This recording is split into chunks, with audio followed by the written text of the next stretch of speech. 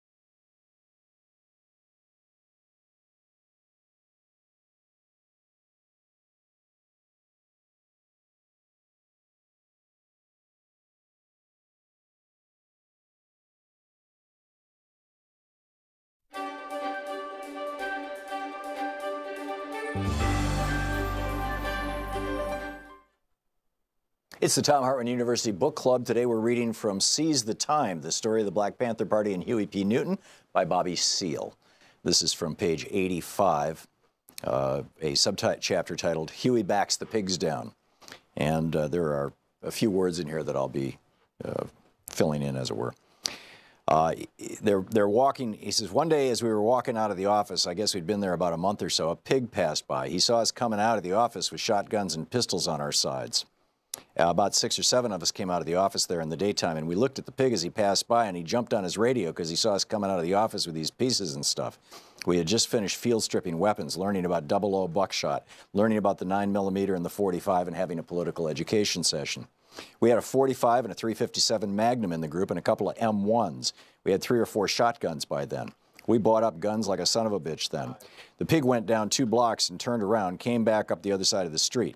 They were building rapid transit, BART, right down from Grove Street there, and we went up the other side of the boulevard and came back. We readily assessed that the pigs were ready to see what the F was happening, that this pig had radioed in, and he was running it down, how he had, quote, seen some N-words come out of a place here with some guns and blop, blop, de bloop, etc., come out of this office with guns and stuff. He was radioing into other pigs to help get him. Huey had his father's car that day, and he goes through that whole thing. So anyhow, the police pull him over, and Huey got in the car, and the pig came up to the window. You have any driver's license? So Huey rolled the window down. That wasn't more than a 3 or 4 inch crack in the window. Huey handed his license out the window. Is this your true name, the pig said? And Huey said, yes, that's my true name, Huey P. Newton. Is this your true address, 841 47th Street? And Huey said, yep, that's my true address, 841 47th Street. And what are you doing with the guns? And Huey said, what are you doing with your gun? This particular pig decided he wasn't going to argue, so he went back and got his little writing pad there where they fill out S-word. Your true name is Huey P. Newton? Huey said, that's right. The pig wrote it down. Your true address is 841 47th Street? Huey said, that's right. The pig then looked at his license. What's your phone number? And Huey said, 5, and stopped and wouldn't say anything else. And the pig said, 5 what? And this is when all the S-word between the pig and the party and the pigs began. Huey said, the 5th Amendment. You ever heard of it? Don't you know about the constitutional right of a person not to testify against himself? 5, I don't have to give you anything but my identification, name, and address, so therefore I don't even want to talk to you. You can leave my car and leave me alone. I don't even want to hear you.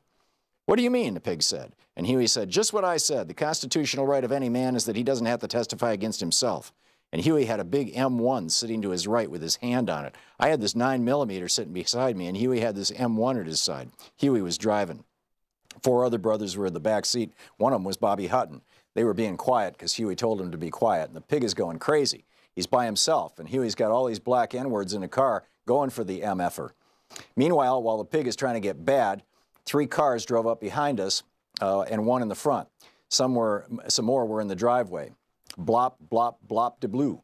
Then another car came in front of us. A pig jumped out of the car, walked up to our car, and said through the crack in the window with a hoggish voice trying to sound intimidating, what's going on here? And Huey said, the same basic procedures that are supposed to go on. Huey rolled the window down another 5 or 6 inches. The pigs were looking at the guns in the car. Can I see that pistol there? One of the pigs said. No, you can't see it, Huey told him. I was beginning to get skeptical about what was happening because he pointed to my 9mm pistol. Huey was on probation, and if they thought that this was Huey's pistol, I didn't know this law stuff the way Huey knew it, so I moved the pistol over beside me real close. It had been lying in the middle of the seat. I said, no, you can't see it. Huey said, no, you can't see the pistol, nor this, pointing to his rifle. And you don't want to look, and I don't want you to look at it. You don't have to look at it. Is that your pistol? He asked Huey. And I said, no, it's not his pistol, it's my pistol. I said that because I was thinking the man's going to jump on Huey because he already told me about the probation law. If he gets caught with a pistol, he's burned. But if he gets caught with a rifle, the man can't mess with him because his probation officer told him he can carry a rifle or shotgun and he couldn't stop him. The pig said, can I see it or not? So Huey said to me, I'll talk. And then he said to the pig, no, you can't see the pistol. Get away from the car. We don't want you around the car, and that's all there is to it. Well, I can ask him if I can see his pistol or not, the pig says. So I says, well, you can't see my pistol. The MFers tried to get indignant. They were blabbing and oinking to each other about who in the hell we thought we were, and Constitution my ass, they're just turning it around. Then the pig said to Huey, who the hell do you think you are? Look, damn it, Huey said. He opened the car door. This is where Huey got mad. I mean, you have to imagine this N-word. He got mad because these dogs were going to carry on and they were racing up like This is the Thom Hartmann Program. Greetings, my friends, patriots, lovers of democracy, truth, and justice, believers in peace, freedom, and the American way. Thom Hartmann here with you. Wow, the Kavanaugh cover-up rolls ahead, full steam. Now, there are dimensions to this that are absolutely not being reported on, and that I think are the most important pieces to it. And I'll get to those in just a minute. But first, what's actually going on? The FBI apparently interviewed a very small number of people, 5, 6, 7, whatever it was. And, you know, nobody can actually say, although I'm sure it's going to come out as time goes on, because I don't know if there's law or policy or whatever's going on, but bottom line basically is that the Senate has said there is one copy of this report from the FBI. Thus, nobody can make a copy, nobody can leak a copy. It can't be given to staff, so staff can, only 4 members of the staff of specifically Feinstein and Grassley, and that's it. Or, if it's going to the entire Senate, it might be 4 members of actually McConnell and Schumer's staff. But in any case, that's it. And they can see it, but they can't make a copy. And the clerk of the Senate can see it, who's the one who's showing it to everybody. So, and there's this so-called Kavanaugh bounce happening right now. This is the thing that the news media is all, oh my God, how'd this happen? This is amazing. That we're seeing a substantial actual increase in support for Brett Kavanaugh, a decrease in support for the swing state Democrats, Heidi Heitkamp, Joe Manchin, Claire McCaskill, a decrease in support for them as a result of this issue. Now, how the hell does that happen, given everything that's been going on that's in the media? Well, it's very simple. It's really, really very simple. Exactly what's going on here. And I'm not talking about, all the slimy stuff that Mitch McConnell is doing or the, Chuck Schumer's, instead of getting out there like Teddy Kennedy, where is the shame? Instead, it's, well, let me read this speech on the floor of the Senate. I am Chuck Schumer. No, it's not that. I mean, that's all pretty pathetic, but it's not that. It's not Mitch McConnell's lies on the floor of the Senate and all the, all this stuff. No, what it is money from the billionaires. The Koch brothers have said that they're going to spend $300 million on these midterm elections. And that's on the elections. They helped fund this thing called the Judicial Crisis Network. It was started back in 2004.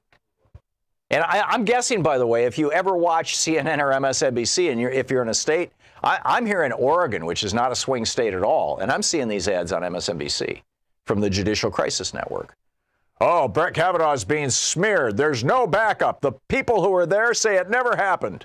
I mean, it's pretty much, it's not verbatim, but it's the essence of what these ads are saying.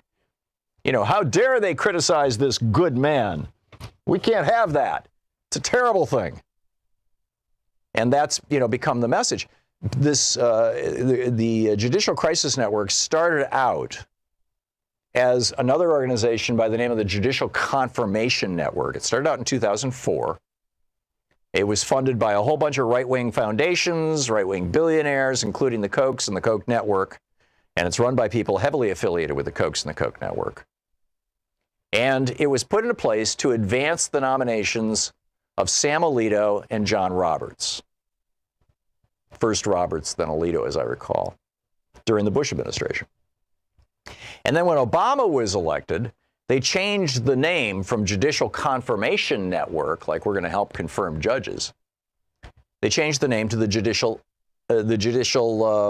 Crisis Network.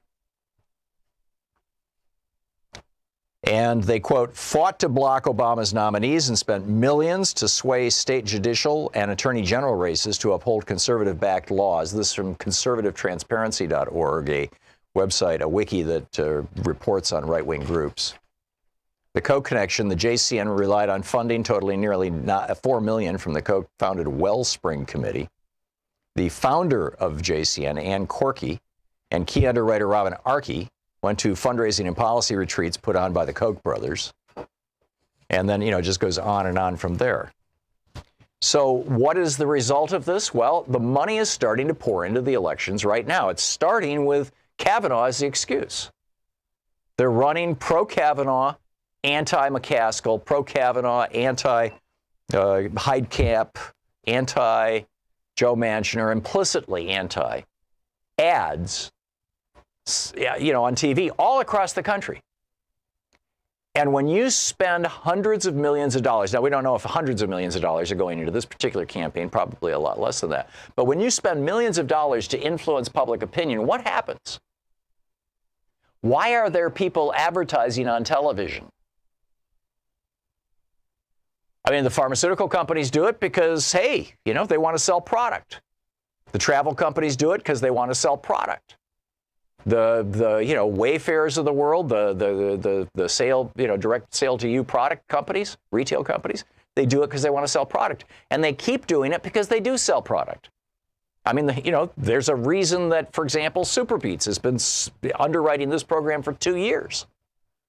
I use Superbeats. I like Superbeats. I talk about it in the ads. And guess what? It sells product.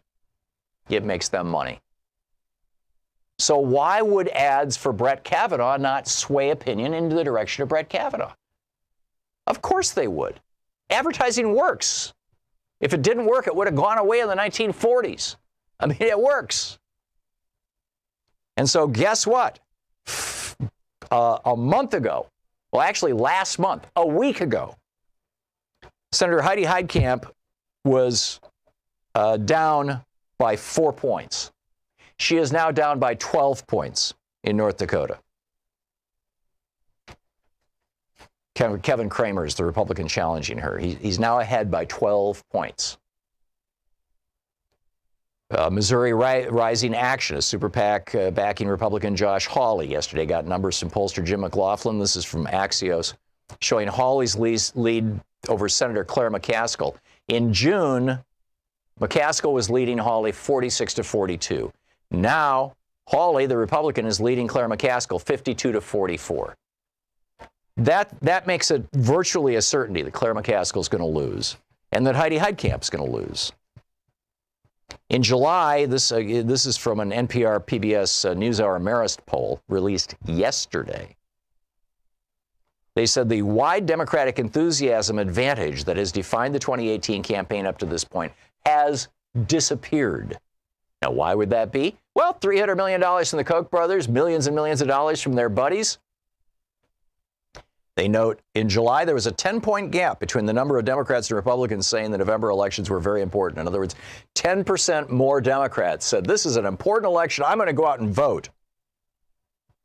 It's now down to a statistical tie. All of this money coming in from the Judicial Crisis Network and from other groups. Much of it for Brett Kavanaugh, much of it just plain old dishonest.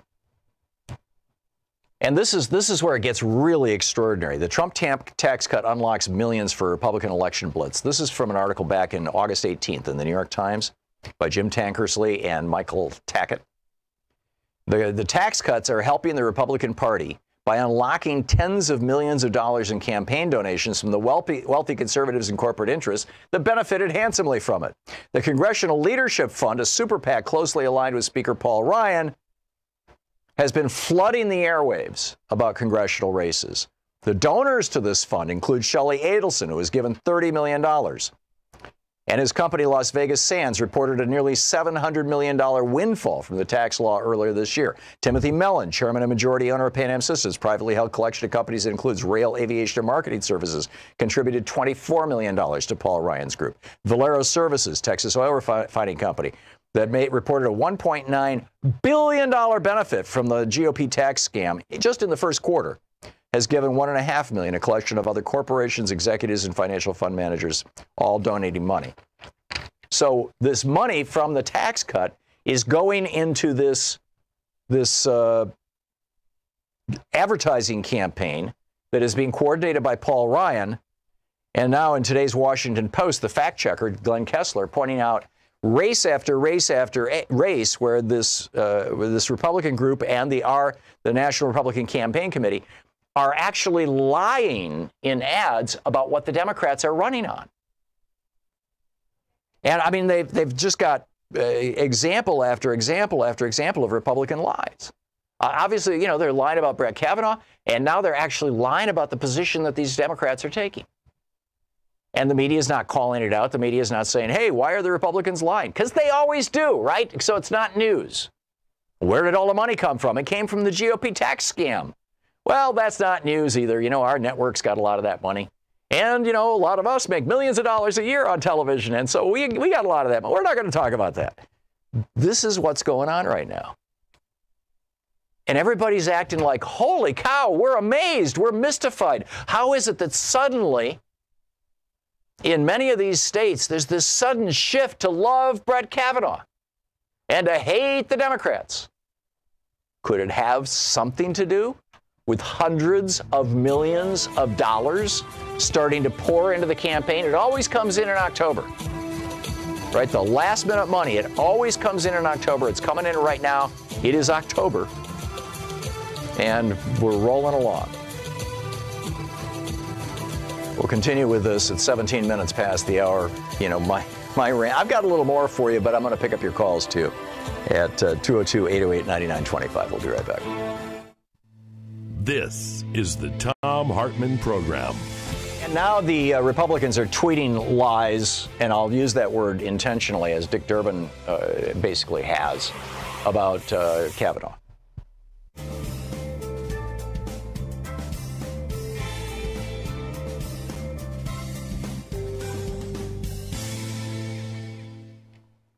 And welcome back. Boy, what an amazing time we live in, huh? Jeff in North Hollywood, California, watching us on Free Speech TV. Hey, Jeff, what's on your mind? Well, I tried to get today's Time magazine, but I guess it doesn't come out in Hollywood until tomorrow.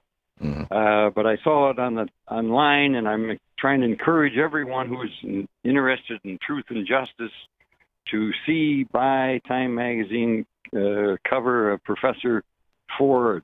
I woke up, this is not good. Truth does not equal power and money. That's correct. Justice does not equal power and money. Everything you're talking about right now is accurate. I remember George Wallace. I remember segregation. I remember Michigan State without black players. I just encourage everybody, this is bad. So many bad things have happened through the decades, through the hundreds of years. Yeah. We just have to put our helmets on, tighten the belts, and just keep going. Women's rights, women's votes, pick something. It's always been terrible. It's always been hard to get. Yep. And I'm too mad to talk right now. Okay. Jeff, thank you for the call. Good to hear from you. Cheryl in Los Angeles, listening on KPFK. It says here you want to disagree with me, Cheryl, about what? Oh, hi. I've called before. I disagree with you because you're blaming all of the support about Judge Kavanaugh on Republican ads. No, I'm not. I'm a woman. I know that there's a huge there's a huge number of Catholics out there who want to see Roe v. Wade overturned, who are also supporting Kavanaugh and are willing to put up with a sexual predator in order to get there. I get that. But the swing in the last 3 weeks, or in the last 2 weeks, actually. Yeah, go ahead. Can I speak? I'm a woman, and I'm very rare because I lifted myself from the social class for which I was born. I chose not to abort. And what I see from the Me Too movement is, imagine in L.A., Stormy Daniel, a hooker, was given the keys. She's not a hooker. She's a While actress. us middle-class women have been beaten up and ignored by the Democrats in California. I've had my career damaged by suing Santa Barbara Child Support Services for trying to get reasonable child support. I've been ignored and beaten up, never given any opportunity. I try to speak out and write books. I'm totally ignored by you and Democracy Now! And everybody else. Seems to me you're on the air right now, Cheryl. Movement. I'm against the Me Too movement because it is not helping middle-class women at all. It's totally a scam. All that women who are being enriched are rich actresses, which is what would you replace it with, Cheryl? As a woman. What would you replace it with? The Me Too movement. I suggest that women who are given an opportunity regardless of the men in their lives. I've done a book and analysis that all the women in power are there at least in So part would you replace the Me Too movement with to. a shut up and keep that aspirin between your knees movement? We're not helping middle-class women. That's what Chuck Grassley suggested a couple of years ago. The best, I believe it was Chuck Grassley, you know, the best birth control method is an aspirin. You put it between your knees, and I mean, this is the Republicans' position, right? I just don't know what to say beyond that. I'm sorry if I sound contentious, Cheryl, but I am. It's 22 minutes past the hour. We'll be right back.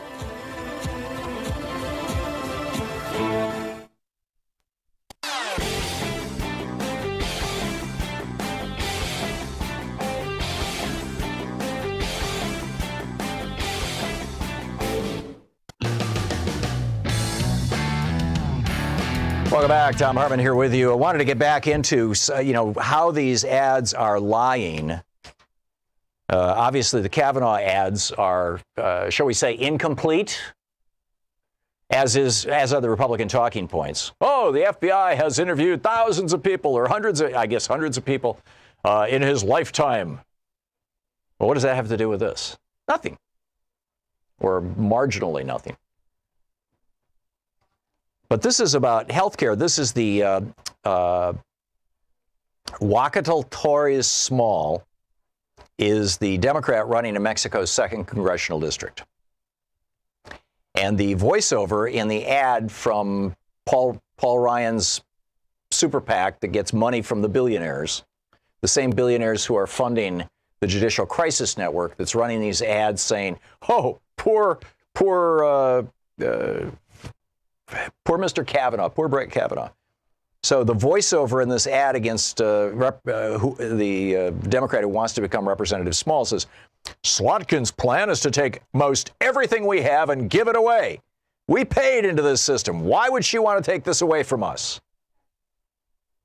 Well, if the we we're talking about is the billionaire class, maybe, I don't know. But anyhow, this is an ad for the Republican, Mike Bishop, attacking Elaine Slotkin, the Democrat in, I mixed that up. That's the one I just read. The one in for Xochitl Torres Small, and my apologies, I'm sure I'm mangling the name, is under the health care plan, Xochitl Torres Small supports employer-based health coverage would be eliminated, forcing everyone into a massive government-run system, putting Washington bureaucrats in charge.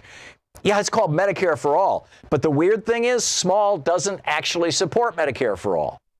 So they're accusing Small of supporting basically Bernie Sanders' plan when, in fact, Small doesn't support it. But, hey, maybe some Democrats will vote for Small now if they think, anyhow, this is Anthony Brindisi. He's the Democrat running in New York's 22nd congressional district. Anthony Brindisi, this is Sherry, an elderly woman speaking in the Congressional Leadership Fund ad. This is one of Paul Ryan's ads. Anthony Brindisi wants to make everyone eligible for Medicare, and that's a $32 trillion budget buster. Brindisi's plan would end Medicare as we know it. Well, actually, there's a grain of truth to that. It would end Medicare and replace it with Medicare for All. And yes, it would cost $32 trillion. Right now, we're spending $38 trillion. So wouldn't it be a good idea to save some money? But, somehow all that stuff gets deleted from the ad because the ad's been paid for by these billionaires and Paul Ryan, who wants to destroy Medicare. He's made it, the mission of his life to destroy Medicare and Social Security. Here's the voiceover in an NRCC ad attacking candidate Elaine Luria. She's a Democrat running in Virginia's 2nd district. Elaine Luria is quietly committed to step toward a big government takeover of health care. It would cost $32 trillion. It could double the amount of taxes every individual and business pays, ending Medicare as we know it. All true. It would replace Medicare with Medicare for All. We would all save a lot of money. The taxes on big corporations and rich people would go up. The taxes on average working people might go up slightly.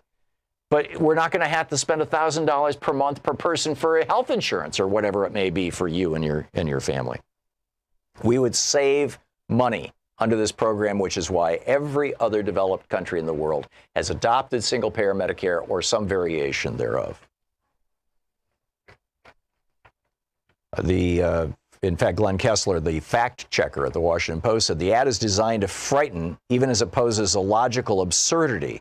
What mother is not going to realize that the nation's health care system had completely changed since the last call to the doctor? There's an even bigger absurdity. Tora Small is being attacked for supporting a plan that she does not even support.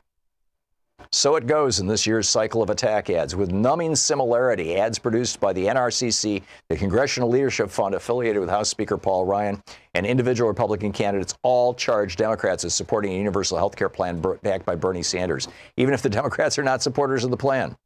We found at least 15 candidates attacked this way in recent weeks, but surely we missed many.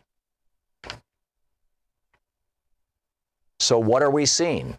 We're seeing the Judicial Crisis Network, a group funded by the billionaire class. We're seeing these ads with all this, with hundreds of millions of dollars, well, millions and millions of dollars being funneled through Paul Ryan into ads that are outright deceptive. Now, one could hope that they will backfire, but this is what's going on. And the media instead is going, wow, Americans are starting to support Brett Kavanaugh. We can't figure out why. Really? Have you looked at the ads running on your own damn network? It's 27 minutes, coming up on 28 minutes past the hour. You're listening to the Thom Hartmann Program. Call 202-808-9925. I'll be picking up your phone calls on the other side of this break. Stick around. It's 28 minutes past the hour.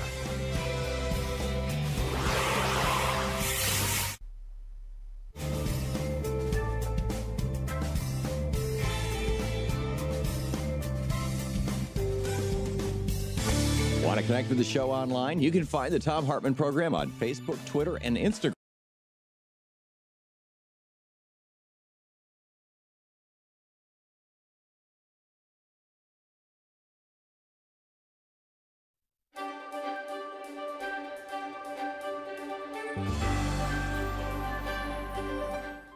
It's the Thom Hartmann University Book Club. Today we're reading from Carbon Shock, A Tale of Risk and Calculus on the Front Lines of a Disrupted Global Economy by Mark Shapiro.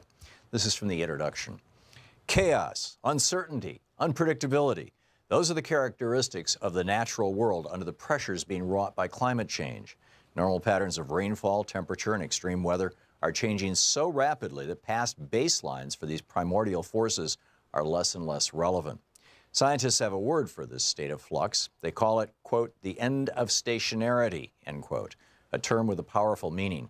We can no longer rely on past events to predict future probabilities. The ground is shifting beneath our feet.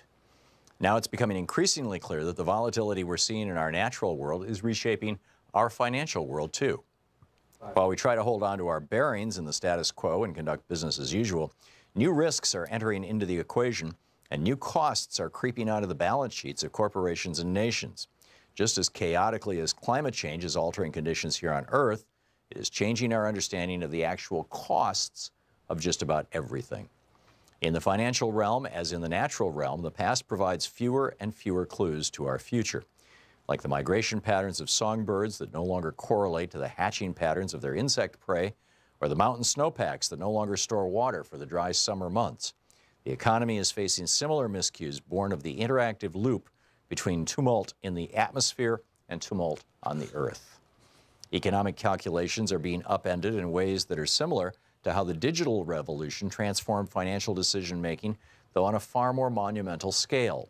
In early 2014, a report by the IPCC, the Intergovernmental Panel on Climate Change, produced and reviewed by more than 1,000 scientists and approved by 194 governments, identified the economic impact of the enormous changes underway. Slowing the rate of greenhouse gases into the atmosphere would not have devastating impacts on the economy, as is often feared, but would require a fundamental rethinking of our priorities and of our existing business models. Unstated but clearly implied, new forces will rise and others will fall as the true costs of carbon become an increasingly potent economic factor that can no longer be ignored. In 2013, an insurance industry research association called for an entirely new paradigm for assessing risk because rapid-fire changes in weather and temperature are outpacing traditional actuarial calculations. In other words, we are on the threshold of carbon shock.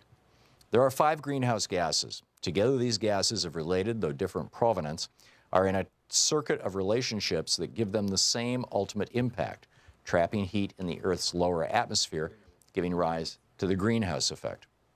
Up from the center of the Earth comes a 100-billion-year-old periodic table of decaying organic fossils in the form of carbon dioxide and methane, embedded in oil, coal, and natural gas, thus the terms fossil fuels.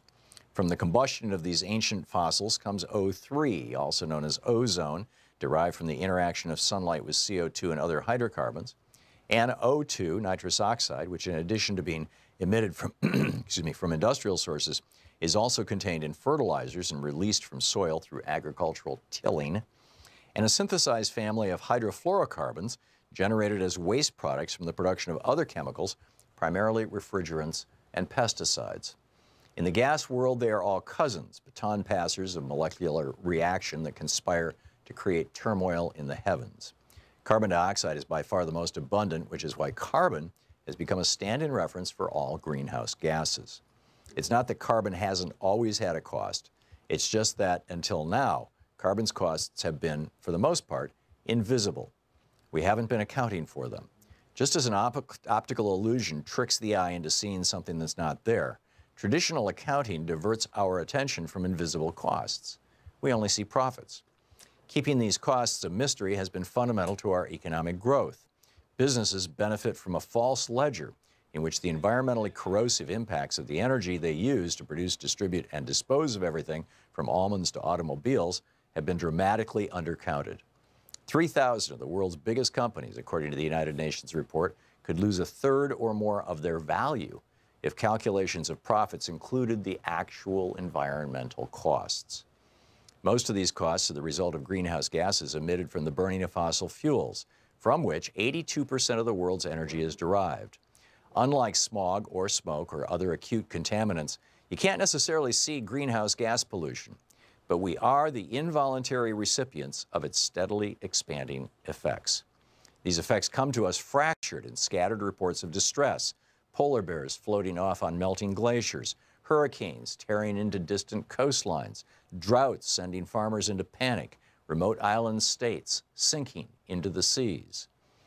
When, in the summer of 2013, a gas chromatograph perched atop the Mauna Loa volcano in Hawaii reported that the concentration of greenhouse gases in the atmosphere had, for the first time, reached 400 parts per million, it not only triggered alarm bells from scientists, but signaled costs to come. The world's two biggest economies, the United States and the European Union, estimate hundreds of billions of dollars in cost from heat waves, floods, and an accelerating flow of refugees fleeing lands in which they can no longer sustain themselves. Both. Welcome back. Thom Hartmann here with you. I listened to Chuck Schumer on the floor of the Senate this morning, and I have a message for the good senator. A number of his colleagues know this, but I'm sure he remembers this speech. But I just respectfully say, Chuck, remember Ted Kennedy? We need more of this. $240 billion in tax breaks for corporations, $36 billion in tax breaks for small businesses, increase in productivity, 42% over the last 10 years. But do you think there's any increase in the minimum wage? No. What is the price? We ask the other side. What is the price that you want from these working men and women? What cost? How much more do we have to give to the private sector and the business? How many $billion more are you asking? Are you requiring? When does the greed stop? When does the greed stop? And of course, that greed now has been translated into money that is running advertisements, literally the revenue from the GOP tax scam. They give $1.5 trillion to the billionaire class and the big corporations, and the billionaires and the big corporations. And this is also happening right now in California, where big telco corporations are funding a campaign to block the implementation of this new Senate bill. I think it's called 822, that gives net neutrality, blow up net neutrality. But in this case, the billionaires are taking their tax cuts and they're using that money, or some tiny fragment of it, some less than 1% of it. But it was such a mind-boggling amount of money, less than 1% can swing a national election. And they're pouring millions of dollars into television advertising, to support Kavanaugh and to trash the Democrats. And gee, the support for Kavanaugh is going up, but the support for the Democrats is going down. And the news media not wanting to say, hey, the right wingers, the billionaires just bought another $30 million worth of advertising on our television network. Might that have something to do with it? Oh, no, we can't talk about that. This is nuts. I mean, this is just nuts. Joy in Crescent City, California. Hey, Joy, what's on your mind? Oh, hello, Mr. Hartman. Thank you for taking my call. I just wanted to say that Brett Kavanaugh, in a closed-door hearing with the Senate, Brett Kavanaugh, there was a letter read that Senator Kamala Harris had received from an anonymous woman that accused Brett Kavanaugh of forced oral copulation. Yeah.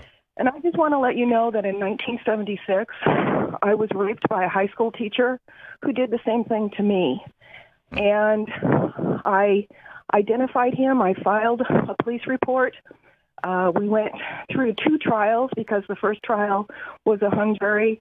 The second trial, he was convicted of 2 counts of first-degree rape, and he was put in jail for 4 years. Wow. So the very thing that Brett Kavanaugh is accused of is something that I put somebody in jail for 4 years. Wow.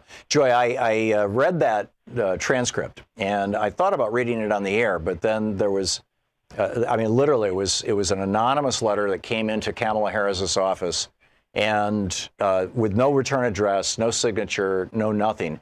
I think it's probably, I'm inclined to think that it's true because of everything else we know about Brett Kavanaugh at this point. But I chose not to read it on the air because that's all it was an anonymous letter. But there is no doubt in my mind that this guy, if you scratch deep enough, if you dig deep enough, you're going to find more than just Dr. Ford. Thank you, Joy, for sharing your story with us. It's a tough one to do, I know. Let's see here. Nick in Hemet, California, listening on 90.7 FM, our Pacifica affiliate there in Hemet. Hey, Nick, what's up? Hi, brother. Well, I just want to say from my point of view of a celibate Christian that in the last couple of years, I'm at the risk of being called misogynist. I would like the sisters to cover up more in their. The last couple of years have been a tremendous I don't know what to call it, fashion to uncover, to walk around with as few clothes. Wait a minute, let me get this right. Nick, you're complaining, apparently you don't remember the 60s and the bikini, but in any case, you're complaining that too many women are showing too much flesh, and it's making you crazy because you've chosen to be celibate? No, it's not making me crazy. My anger and loving your enemy, we're called to love our enemy, but I'm just saying, here's this guy Kavanaugh, right? He's exposing himself. Well, I look around me, I go to everywhere I go, there's women exposed. So it's the women's fault, you're saying? What? It's the women's fault?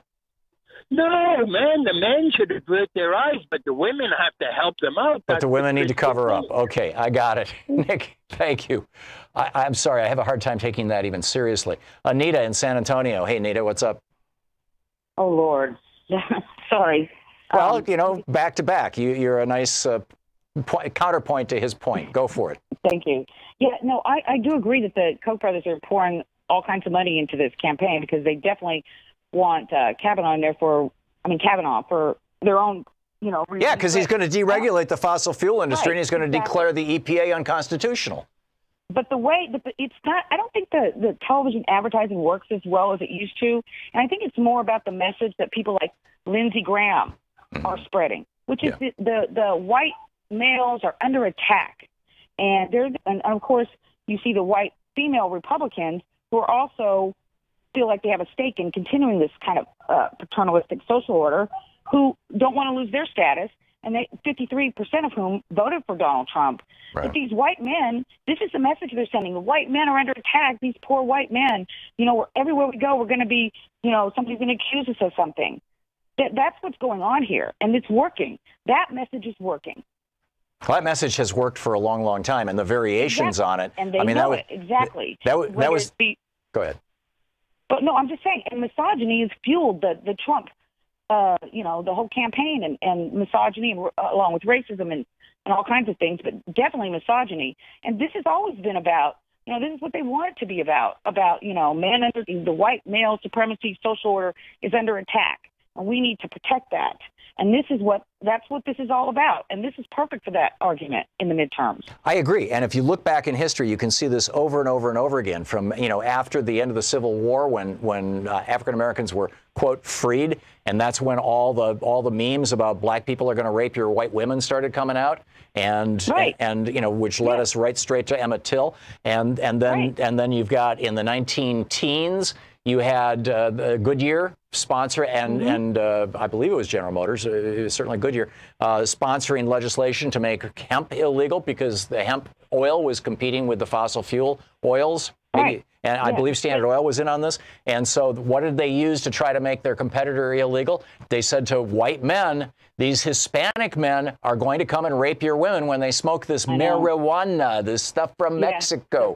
And they got that knocked out. And then in the 50s, when my dad went to work in a union shop in Lansing, Michigan, the message was that the unions were putting out was we're only going to hire white people because black people want to take your jobs. I mean, and it wasn't just the unions, obviously. Right. I mean, this was the message of the segregationists all across. So this message, Anita, that your white male privilege is under assault, whether it has to do with your ability to dominate the women in your life or to control your economic future or whatever, all of these, a negative and a positive, all of these things have a long history of being successful sales pitches to white men. And isn't it interesting that, all of a sudden, I believe the Republicans believe Dr. Ford. And they just think that doesn't matter. What you do with that, for white men is fine. If you're a black guy, boy, you need to be punished. You need to be put in prison for the rest of your life if you get caught with, a joint or a gram of cocaine. Right. Yeah, but if you're a white guy, robbing banks to the tune of $100 billion, which has been done, oh, no problem, we'll bail you out. Well said, Anita. Thank you. We have a governor in Florida that got away with all that, Oh yeah, Rick Scott, the largest Medicare fraud in the history of the United States. And what does he do? He becomes governor, and now he wants to be the senator. Anita, thank you very much. Excellent points all. And Mike in Ocala, Florida. Speaking of Florida. Hey, Mike, what's up? Tom? Yes, sir. You're on the air. Let me just get you off the speaker.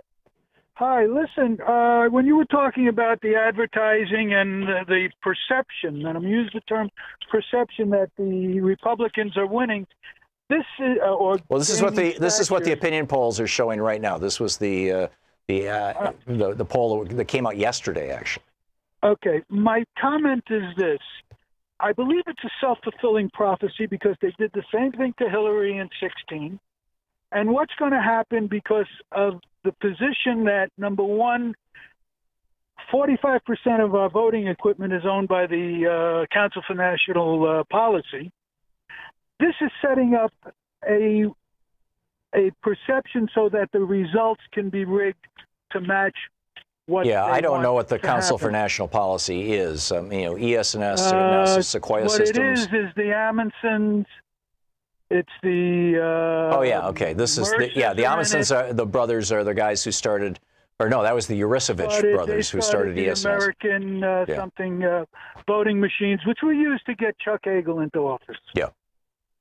Yeah, Chuck Hagel was the president of that company. Then he decided to run for the Senate. And surprise, he won all the black districts in Nebraska. I mean, it was pretty amazing. Right. Mike, I get it. But that, frankly, that's not what I'm talking about this morning. What I'm talking about is the corruption. Well, I guess it's a piece of it, the money associated with the voting machines. But the corruption of our political process by big money that the media refuses to discuss.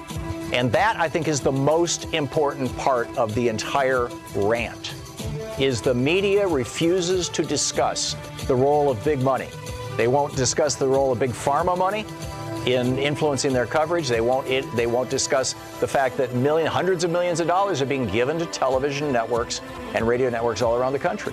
They're not going to discuss it. You're listening to Thom Hartmann. Visit ThomHartmann.com for audio and video archives. And Americans have the right to know how their opinions are being shaped and who's behind that shaping. But we don't.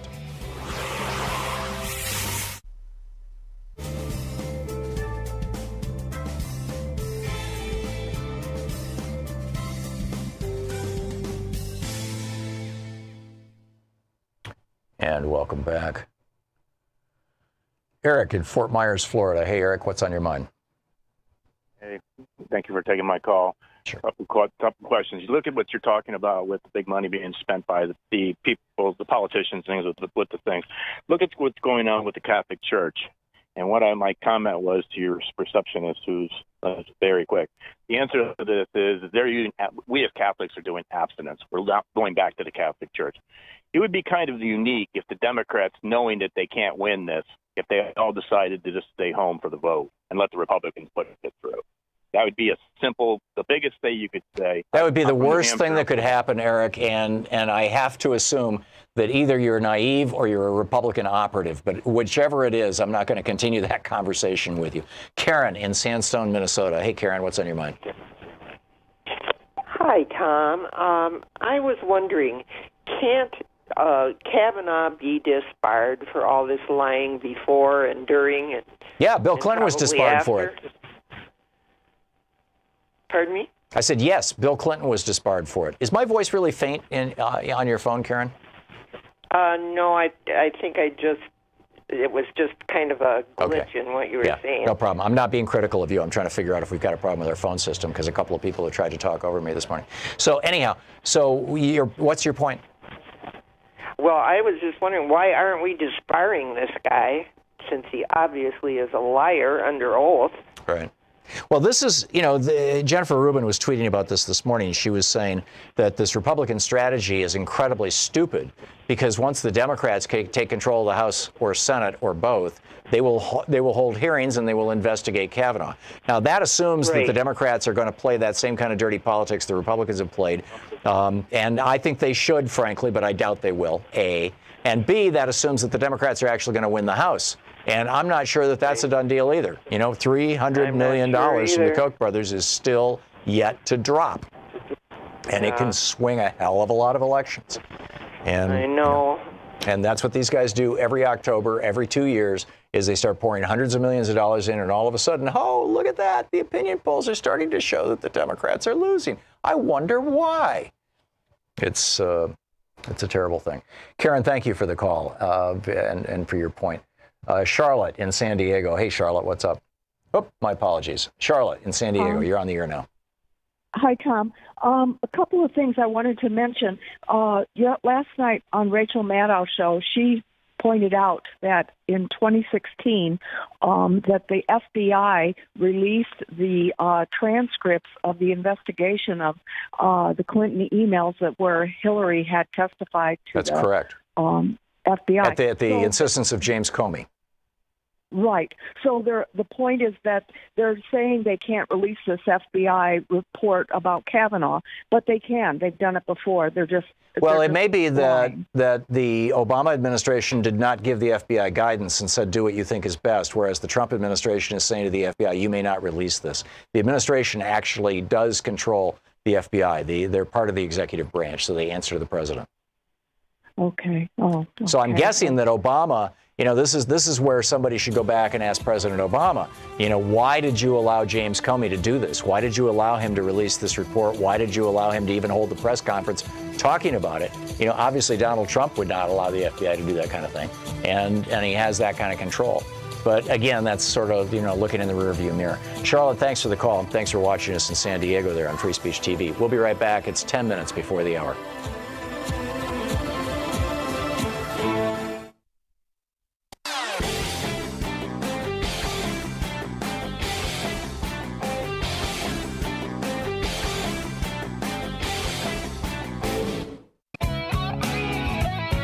Welcome back. Thom Hartmann here with you. Just a quick note to my callers.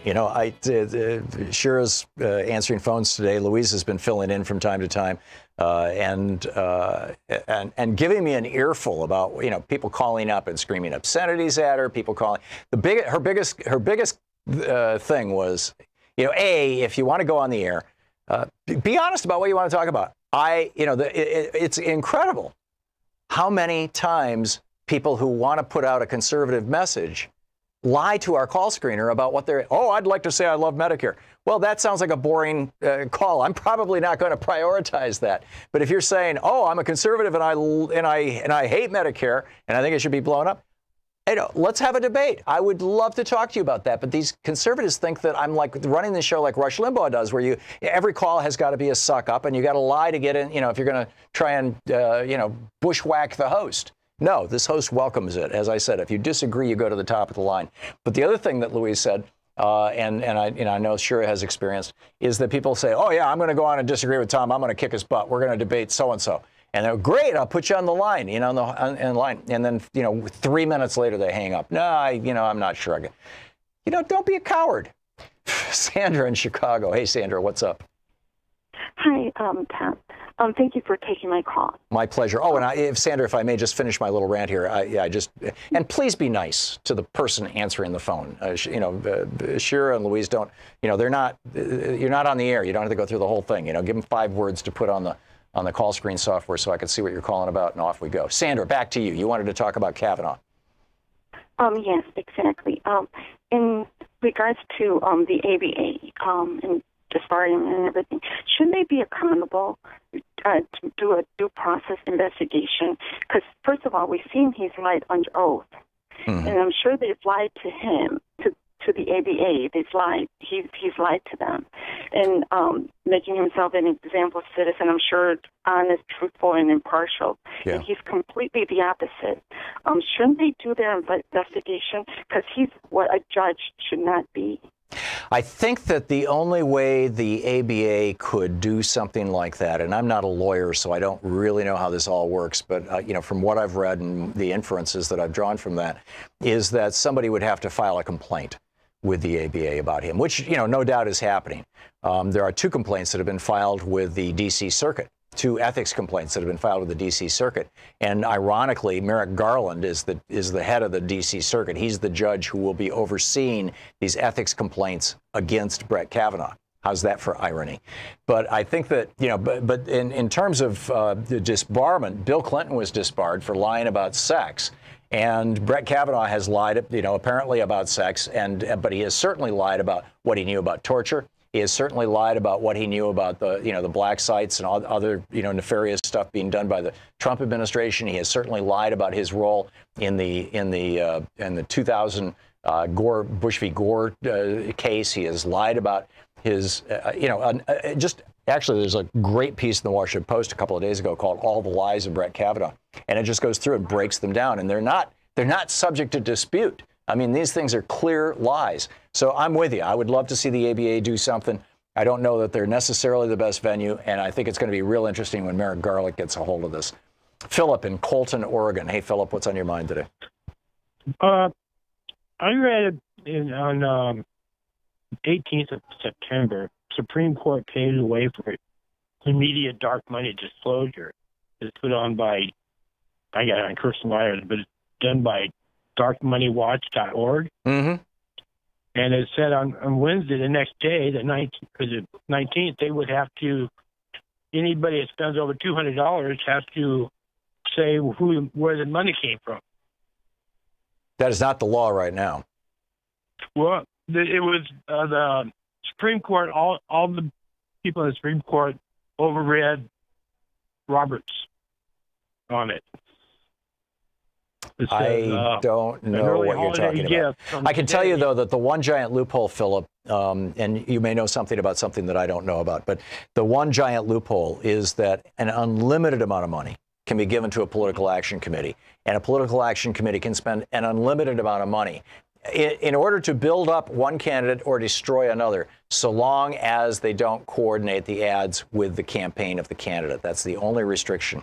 Well, and because campaigns come out, yeah, I got it. Philip, thank you for the call. Because campaigns come out and say, well, this is what we think, or this is what the challenge is, or this is what's going on. They're basically saying, here's how to coordinate with us, without breaking the law. Patrick in Seaside, California. Hey, Patrick, what's up? Tom, Monday of last week, you were talking about Kavanaugh in the sense that he's not just a danger to women's rights and the tenuous status of Roe v. Wade, but you mentioned the enumerated powers of the Constitution, and you mentioned the long game of the Koch brothers and the billionaire class, and this goes back to Smedley Butler being approached by, the East Coast billionaire class to overthrow FDR's government. You didn't bring that up, but I'm bringing it up. Yeah. And I was kind of actually surprised that you write articles a lot that end up being in Common Dreams or more often in alternate.org. And I was kind of surprised you haven't posted an article about that, because it's so vitally important. I mean, as you mentioned Monday of last week, we can lose everything. They can basically, people say, oh, the Republicans and the billionaires want to take us back to the 50s. No, they want to take us back to the 20s. No, they want to take us back to the Gilded Age. Hell no, they want to take us back to the founding of the country in 1789. Pre-Civil War. Where if it's not specifically mentioned in the Constitution. I agree, Patrick. Forgive my interrupting you, but we just have a few seconds left here. I am working on a book right now on the Supreme Court. I just finished a book on the Second Amendment. I have been writing every day for several hours, and I have not had the time to do an op-ed for Alternate recently. But you have inspired me, Patrick, and this afternoon I'm going to try and take a shot at it, or certainly over this weekend. Patrick, thanks for the suggestion. I appreciate it. Nice to hear from you. We'll be right back. What a day, huh? We're going to find out what's going on. I also want to talk about how the Trump administration is now going after the gay community, the LGBT community, and radiation safety. You're listening to Thom Hartmann.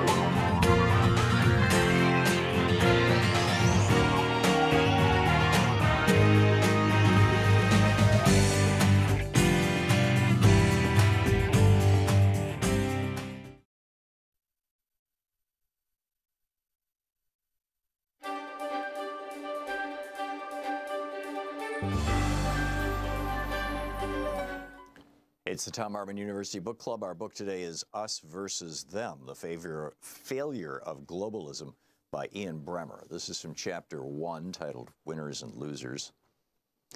It's time for a local revolution, the candidate told the roaring crowd. Countries are no longer nations, but markets. Borders are erased. Everyone can come to our country, and this has cut our salaries and our social protections.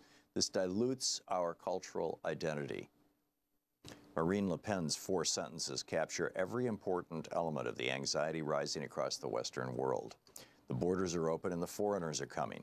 They'll steal your job. They will cost you your pension and your health care by bankrupting your system. They will pollute your culture. Some of them are killers. Le Pen fell short in her bid to become France's president in 2017, but her message remains compelling for the 21st century politics of us versus them. But this is not a story about Marine Le Pen or Donald J. Trump or any of the other populist powerhouses who have emerged in Europe and the United States in recent years. Spin the camera toward the furious crowd. There's the real story. It's not the messenger that drives this movement. It's the fears, often, if not always, justified, of ordinary people. Fears of lost jobs, surging waves of strangers, vanishing national identities, and the incomprehensible public violence associated with terrorism. It's the growing doubt among citizens that government can protect them, provide them with opportunities for a better life, and help them remain the masters of their fate. As of December 2015, just 6% of people in the United States, 4% in Germany, 4% in Britain, and 3% in France believe the world is getting better. The pessimistic majority suspects that those with power, money, and influence care more about their cosmopolitan world than they do about their fellow citizens. Many citizens of these countries now believe that globalization works for the favored few, but not for them. And they have a point. Globalization, the cross-border flow of ideas, information, money, people, goods, and services, has resulted in an interconnected world where national leaders have increasingly limited ability to protect the lives and livelihoods of their citizens. In the digital age, borders no longer mean what citizens think they mean. In some ways, they barely exist. Globalism, the belief that the interdependence that created globalization is a good thing, is indeed the ideology of the elite. Political leaders of the wealthy West have been globalism's biggest advocates, building a system that has propelled ideas, information, people, money, goods, and services across borders at a speed and on a scale without precedent in human history. Sure, more than 1 billion people have risen from poverty in recent decades, and economies and markets have come a long way from the financial crisis. But along with new opportunities come serious vulnerabilities, and the refusal of the global elite to acknowledge the downsides of the new interdependence confirms the suspicions of those losing their sense of security and standard of living that elites in New York and Paris have more in common with elites in Rome and San Francisco than with their discarded countrymen in Tulsa, Turin, Tuscaloosa, and Toulon. The globalists gutted the American working class and created a middle class in Asia, former White House strategist Steve Bannon told The Hollywood Reporter a few days after Donald Trump's 2016 election victory. The issue is now about Americans looking not to get effed over, end of quote. In the United States, the jobs that once lifted generations of Americans into the middle class and kept them there for life are vanishing. Crime and drug addiction are rising. While 87% of Chinese and 74% of Indians told pollsters in 2017 that they believe their country is moving in the right direction, only 43% of Americans said the same thing.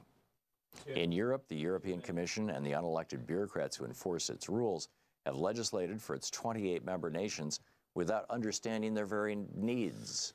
In recent years, they've failed to halt a debt crisis that has forced many Europeans to accept lower wages, higher prices, later retirement, less generous pensions, and an uncertain future, all while telling them that they must bail out foreign countries that have spent their way into debt.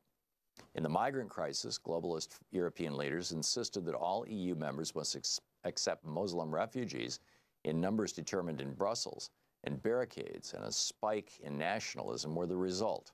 I'm defining nationalism here as one form of us versus them intended to rally members of one nation against those of other nations. Were the wave of populist nationalism sweeping the United States and Europe only signs of globalism's failure, it would be bad enough. But there's a larger crisis coming. Many of the storms creating turmoil in the U.S. and Europe, particularly technological change in the workplace, broader awareness of income inequality, are now headed across borders and into the developing world, where governments and institutions are not ready. Developing countries are especially vulnerable because the institutions that create stability in developing countries are not as sturdy, and social safety nets aren't nearly as strong as in the United States and the European Union. They face an even bigger gap between rich and poor, and the reality that new technologies will kill large numbers of jobs that lifted expectations for a better life will be much harder to manage. In short, just as the financial crisis had a cascading effect through financial markets and real economies around the world, so the sources of anger convulsing Europe and America will send shockwaves through dozens of other countries. Some will absorb these shocks, some of them won't. As poorer people in developing countries become more aware of what they're missing or losing, many will pick up rocks. The book, Us Versus Them by Ian Bremmer.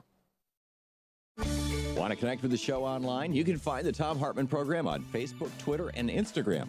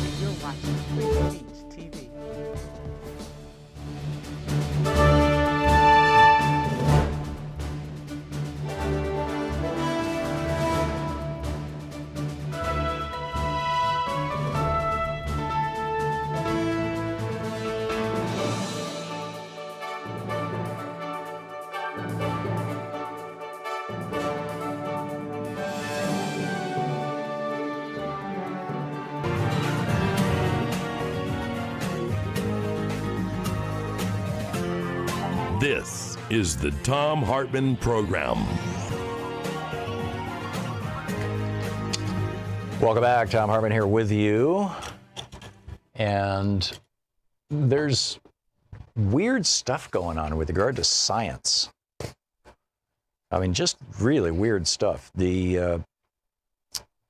First of all, with regard to science, just a tip or a hint or a.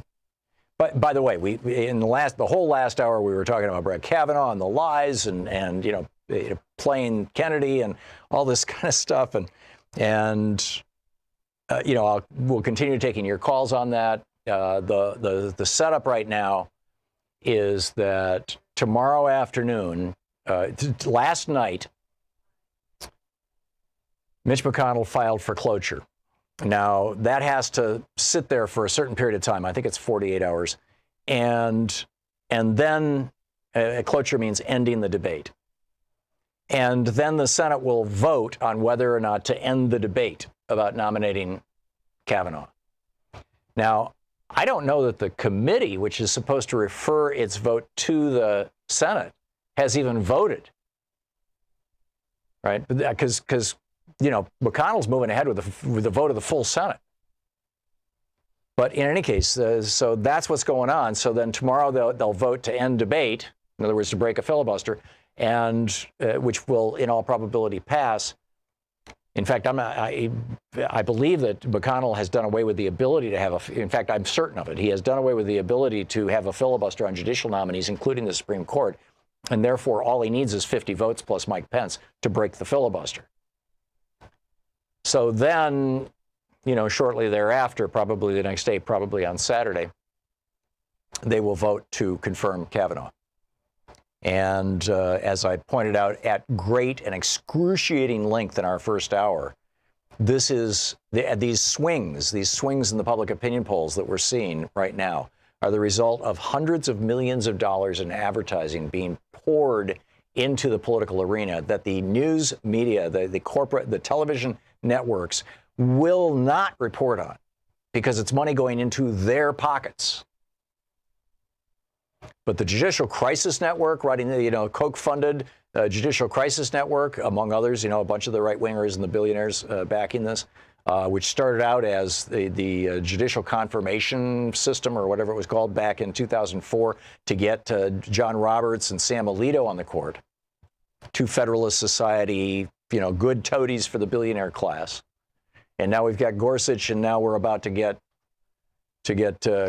Kavanaugh, and then we've, of course, got Clarence Thomas on the court. And so that'll make a solid 5 Federalist, right-wing, hardcore, and I believe they're all Catholic votes on the court, right? Roberts is Catholic, Alito's Catholic, Thomas converted to Catholicism, Scalia converted him, Kavanaugh is Catholic. Who am I missing? Oh, Gorsuch, yeah, and I think Gorsuch is Catholic. I'm not certain. I'm pretty sure he is because there's not a Protestant on the court right now. It's all either Catholics or Jews. So this is getting weird. So anyhow, that's what's going on. So back to science. Louise and I got a flu shot day before yesterday. Just a quick one. I say this because this headline in the Daily Beast today. Last year's flu shot sucked. This year's could save your life. Last year, roughly 80,000 Americans died from flu. And so, anyhow, the thing that I learned, there's 2 things that they add to vaccines. One is the preservative, and we've talked about that before. We talked with Bobby Kennedy about it. It's called, the principal one is thimerosal, which is made out of mercury. And you can get vaccines without thimerosal, without the preservative, if you just ask for the single-dose vaccine, which typically you have to pay an extra $10 for. But if you just say, I want the single-dose, no preservative vaccine, then you don't get mercury injected into your body. But there's another compound in vaccines, which is called the adjuvant, ADJUVANT. And what it does is it stimulates the body's immune system to respond. Now, back in the 19th century and before that, the way that they treated syphilis was with mercury.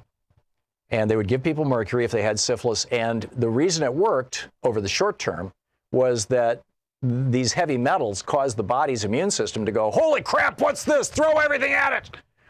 And it just cranks the immune system to the point where any infection in its way gets wiped out, at least temporarily. Now, the syphilis would always come back because it's very persistent, and then people would have both syphilis and mercury poisoning, and they'd be going insane, right? Or getting nervous tics or all these other things. So that didn't work all that well. So anyhow, what the adjuvant does is it does the same thing. It makes the immune system crazy, and now they use a salt of aluminum. It's called alum.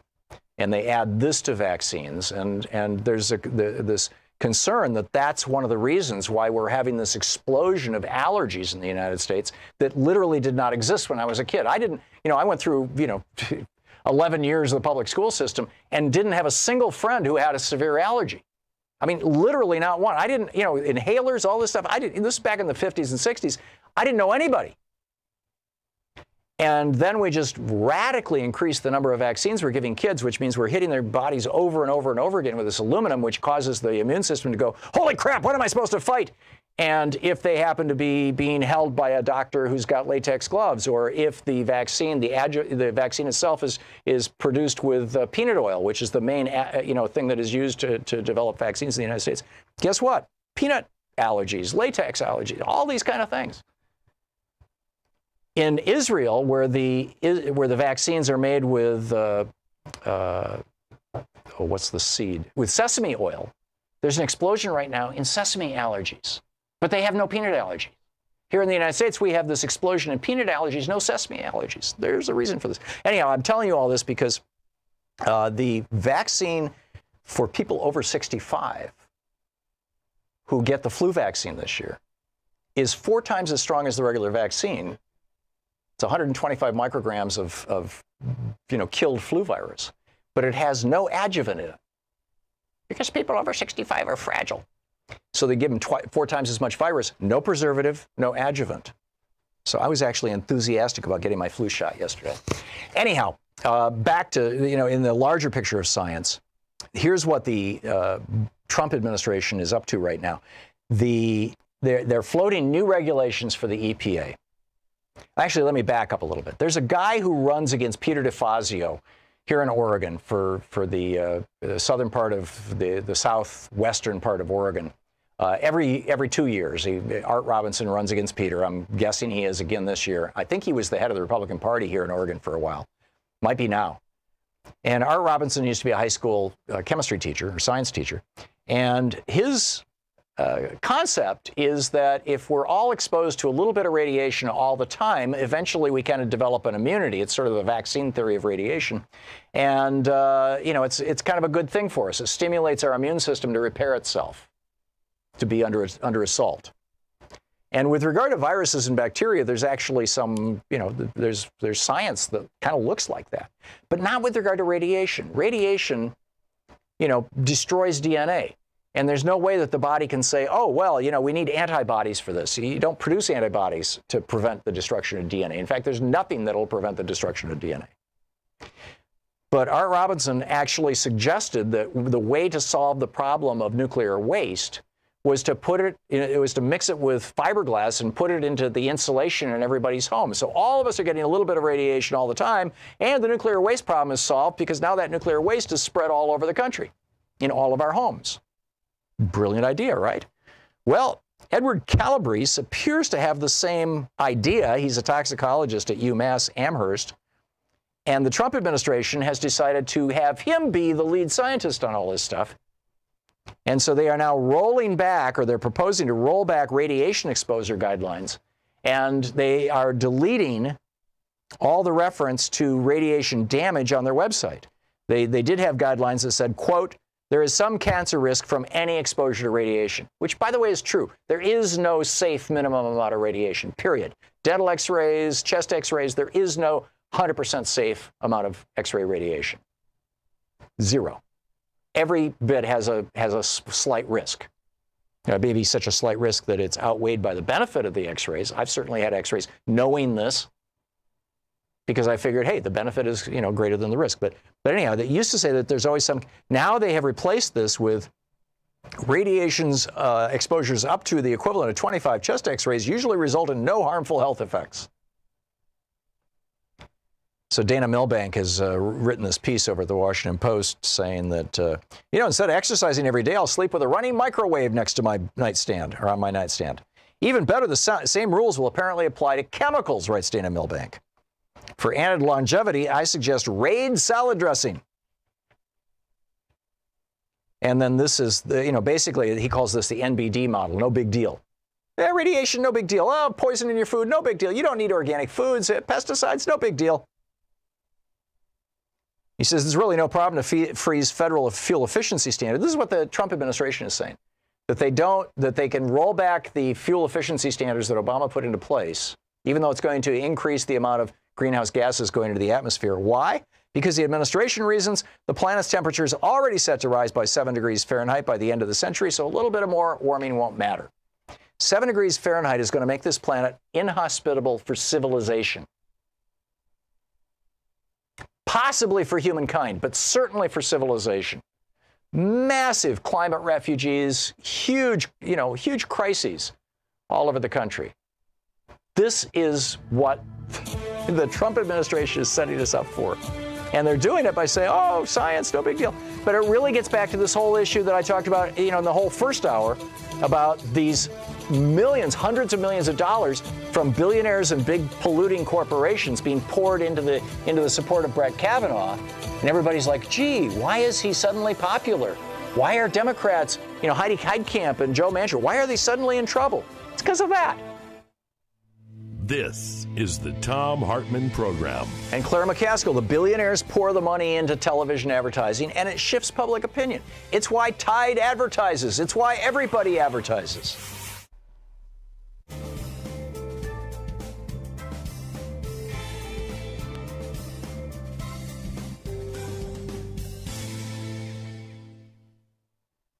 And welcome back.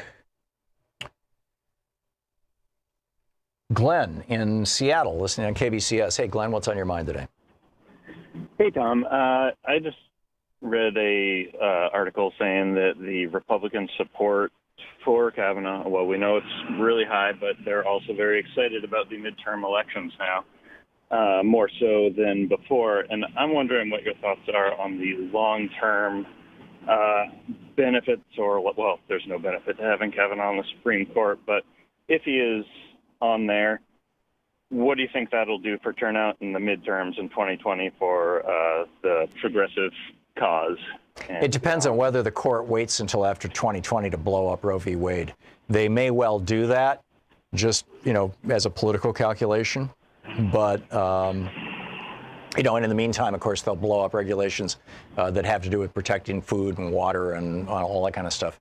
But I think that it is possible that the Republicans have overreached substantially.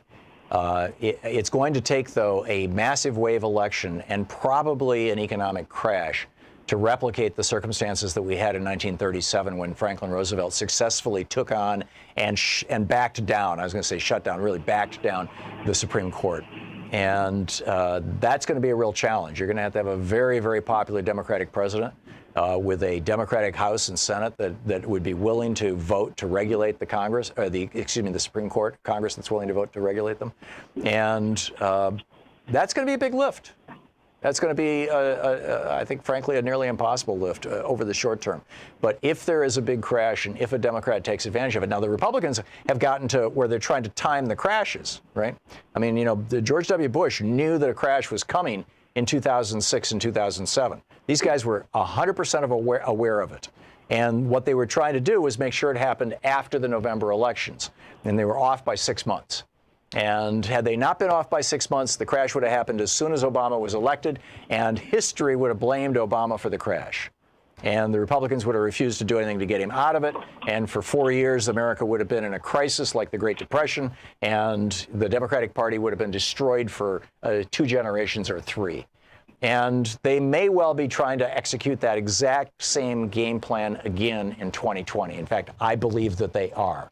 And that's why they just voted, that's why the House just voted to make permanent the Republican tax cuts, the GOP tax scam, another injection of money into the system before the 2020 elections. And they're going to try and time this thing so that it all goes to hell, in my opinion, in November of 2020. Whether they can do it or not, Whether they can pull it off to a certain extent, that's going to be things out of their control. If China's economy goes south, and it's very wobbly right now, that would be a problem. If there's war in the Middle East, that would be a problem. If there's war, if North Korea and South Korea, if that doesn't work out well, that could be a problem. I mean, there's all kinds of things, and who knows about our relationship with Russia. There's a lot of things that could destabilize that plan. But, frankly, Glenn, I think that's what's up. I think that's what they're trying to do. Unfortunately, it seems that way, but can only be optimistic. Yeah. Well, that's the thing. I mean, even if that's what they're trying to do, there's a certain number of us, a certain critical mass of us that are sufficiently woke to know that that's what they're going to try and do. And, we just need to share this with all our friends. As I said earlier, 71% of people say that the information they get from their friends and family, they take more seriously than the stuff they read in the media. Only 42% of Americans think the media is the most credible source of news. And therefore, if you're informed, if you're awake, Glenn, you need to be telling your friends. You need to be talking to your friends and family. Glenn, thanks for the call, and thanks for listening to KBCS. We'll be right back.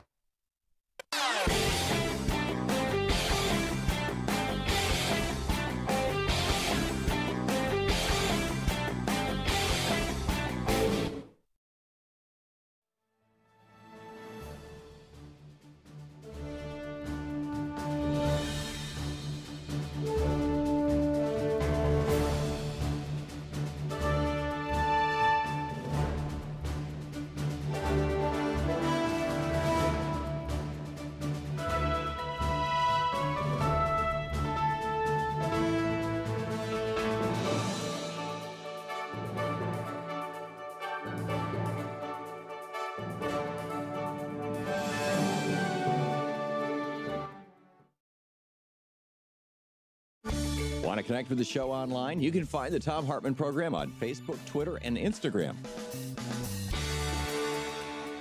I'm Nina Turner, and you're watching Free Speech TV.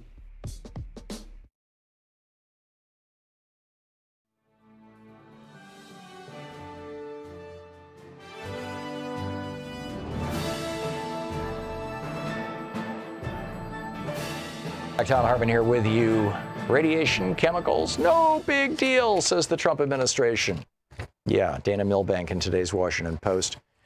And meanwhile, the big telco companies making abundantly clear that they will stop at nothing to destroy net neutrality for good. 4 telecom lobbying groups. Actually, I'm going to hang on to this for the next hour. I also want to get into the way that the Trump administration is now going after the LGBTQ community, after the queer community, the gay community, in a big way. But we'll do that in the next hour. Let's pick up some phone calls here. It says there's somebody who wants to disagree with me. Jim in Seattle. Hey, Jim, what do you disagree with me about? Hi, Tom. I'd like to say that you've got the best 6 hours on the radio here in Seattle, but you're costing me money. It's 3 hours. It's rebroadcast, and I listen to the rebroadcast. Oh, okay. Thank you. It's costing me $20 a month because I had to get unlimited data for my phone so I could hear you all day. Okay, you've sufficiently buttered me up. What do you want to kick my butt about? I wanted to disagree with you on 2 things. Number one, a prostitute is someone who takes money in exchange for sex, and that's exactly what Stormy Daniels does, and any other one who's an actress in the porn industry. I think you really need to admit that to yourself.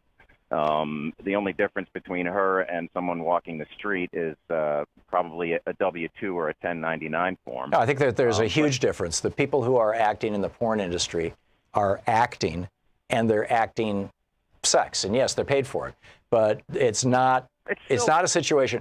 No, pornography is different from prostitution. Prostitution is a system that largely exploits women. And I mean, we can get into a discussion about prostitution and whether it should be illegal or legal. Right now, prostitution is illegal in the United States. Making pornography is legal in the United States. So she is not engaged in prostitution. That would be a crime. Making porn is not a crime. There is a clear legal distinction. Now, you can say, Jim, that for you, there's not a moral distinction, and I understand that. And I'm not going to debate that with you because you're entitled to your own morality. For me, I see a moral distinction as well. And although, you know, the fact that she slept with Donald Trump suggests that at the very least she's promiscuous, but so what? You know, I was promiscuous when I was young. Lots of people are promiscuous. I mean, you know, that's a dimension of human sexuality and humanity. Back to you, Jim. Yeah, well, moral relativism aside, I respect your opinion, and I don't think this is relativism. I'm saying that there's clear boundaries. Okay, Tom. All right. I think you made an excellent point. I'm still going to hold to my position, but I like your point.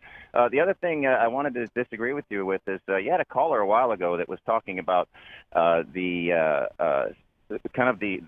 fashion, I think was the term he used, that women wear these days, and I really don't think you gave him a chance to express himself. I kind of agree with him and disagree with you on this. He said it 3 times in a row. I gave him a lot of chances, Jim. He basically said, you know, he's seen more and more women's skin, and that's why men are misbehaving.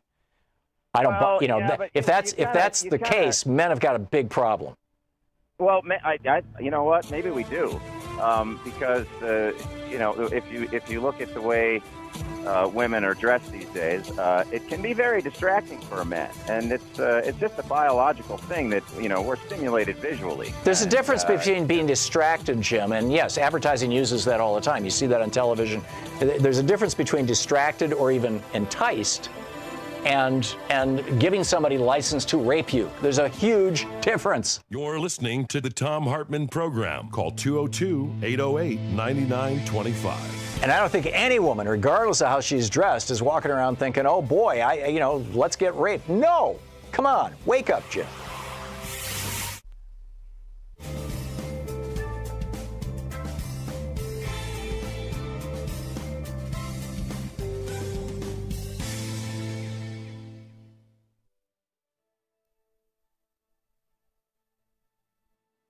On Jefferson and a little too friendly about Adams, you know, small quibbles, but it's a fascinating look into the founders of this country. And so today I'm going to read from the chapter on George Washington. The king was harsh on Jefferson and a little too friendly about Adams, you know, small quibbles, but it's a fascinating look into the founders of this country. And so today I'm going to read from the chapter on George Washington. The King of England, George III, was fond of farming. His favorite diversion was to ride about his lands, chatting with the tenants about the crops. Farmer George, he called himself. His arch opponent, George Washington, had the same fondness for farming. He too enjoyed riding about his lands and talking about the crops. Indeed, there was nothing else he enjoyed quite so much. But there the likeness ceased. And among the many other matters that differentiated King George Washington from George III, none was more striking than George Washington's greater reserve and dignity. George Washington would never have taken the liberty of calling himself Farmer George, nor would he have allowed anyone else to do so. Even his friends took care to keep their distance, and those who forgot to were apt to be brought up short. A familiar anecdote, though perhaps apocryphal, well illustrates Washington's customary posture toward himself and toward others. During a meeting of the Constitutional Convention in Philadelphia in 1787, a group of Washington's friends were remarking on his extraordinarily reserved and remote manner, even among his most intimate acquaintances. Governor Morris, who was always full of boldness and wit, had the nerve to disagree. He could be as familiar with Washington, he said, as with any of his other friends. Alexander Hamilton called his bluff by offering to provide a supper and wine for a dozen of them if Morris would, at the next reception Washington gave, simply walk up to him, gently slap him on the shoulder and say, "My dear General, how happy I am to see you look so well." On the appointed evening, a substantial number of people were already present when Morris arrived, walked up to Washington, bowed, shook hands, and then placed his left hand on Jefferson's shoulder and said, "My dear General, I am so happy to see you look so well." The response was immediate and icy. Washington reached up and removed the hand, stepped back, and fixed his eye in silence on Morris until Morris retreated, abashed, into the crowd. The company looked on in embarrassment, and no one ever tried it again. It seems a most un-American reaction, not the sort of thing that Americans like to see in the men they honor, certainly not the sort of thing one would look for in a leader of a popular revolution today. Yet Americans then and since have honored George Washington far beyond any other man in their history. Moreover, he earned the honor and his dignity and reserve. The aloofness that still separates him from us helped him to earn it. How this came about is part of the larger story of American independence, the story of how the American Revolution transformed some of the least lovable traits of a seemingly ordinary man into national assets. For besides his aloofness, Washington had other characteristics which at this distance appear less than admirable, but which served him and the nation well in the struggle for independence. Perhaps the most conspicuous of these traits, conspicuous at least in his surviving correspondence, was an unabashed concern for his own economic interest. Although Washington was fair in his dealings and did not ask favors of any man, he kept a constant, wary, and often cold eye on making a profit, ever suspicious, and not always without reason, that other men were trying to take advantage of him. Like most Virginia planters, he complained that London merchants were giving him too little for his tobacco or charging him too much for the goods he bought from them. When he rented to tenants, he demanded to be paid punctually and dismissed men's inability to meet their obligations as irresponsibility or knavery. If a man was so foolish as to try cheating him, he was capable of a fury that came through vividly in his letters, as when he wrote to one associate that, "All my concern is that I ever engaged myself in behalf of so ungrateful and dirty a fellow as you are." In operating his plantation at Mount Vernon, he inveighed endlessly against waste of time, waste of supplies, waste of money. "A penny saved is a penny got," he would say, or "many mickles make a muckle," by which he apparently meant that many small savings would add up to a larger one. Even in dealings with his mother, he was watchful, for he thought she had extravagant tastes. He was ready to supply her real wants, he said, but found her imaginary wants indefinite and oftentimes insatiable. Even after he left Mount Vernon in order to win a war and found a nation, his intense absorption with his estate persisted, somehow curiously out of place now and out of proportion to the historic events that he was grappling with. In the darkest hours of the war, and later during some of the tensest national crises, he took time to write to the managers of his plantation about making it show a profit. In early December 1776, for example, after fleeing across the Delaware with the remnants of his army, he sent home instructions to make do without buying linen for the slaves, as a price is too heavy to be borne with. And while he was president, his weekly directives to his managers far exceeded in length the documents he prepared for his subordinates in government. No detail was too small for his attention. In December 1792, while his cabinet was rent by the feud between Jefferson and Hamilton, he sent orders that Anthony's, this is one of his slaves presumably, sore toe should be examined, and if it requires it, something should be done to it. Otherwise, as usual, it will serve him as apprentice to be in the House half the winter. 3 months later, when Hamilton was under attack in the House of Representatives for alleged corruption in the Treasury Department, Washington was worried that Caroline, who was never celebrated for her honesty, would steal some of the linen she was entrusted with cutting. The book is The Meaning of Independence, John Adams, George Washington, and Thomas Jefferson. Want to connect with the show online? You can find the Thom Hartmann Program on Facebook, Twitter, and Instagram. Welcome back. Thom Hartmann here with you. Oh, Sir Thomas More. It's interesting. As Steve Schmidt just tweeted about Lindsey Graham being a man for all seasons, and I'm like, what is he talking about? Because I remember that from when I was a kid, and it was about Thomas More, the Brit back in the day. Anyhow, let's pick up your phone calls here. Denise in Chicago, listening on iTunes. Hey, Denise, what's up? Hey, Chuck. First, I just want to tell you I saw you on Bill Maher, and you were brilliant. Well, thank you. And so's Bill. Yeah, but you know what?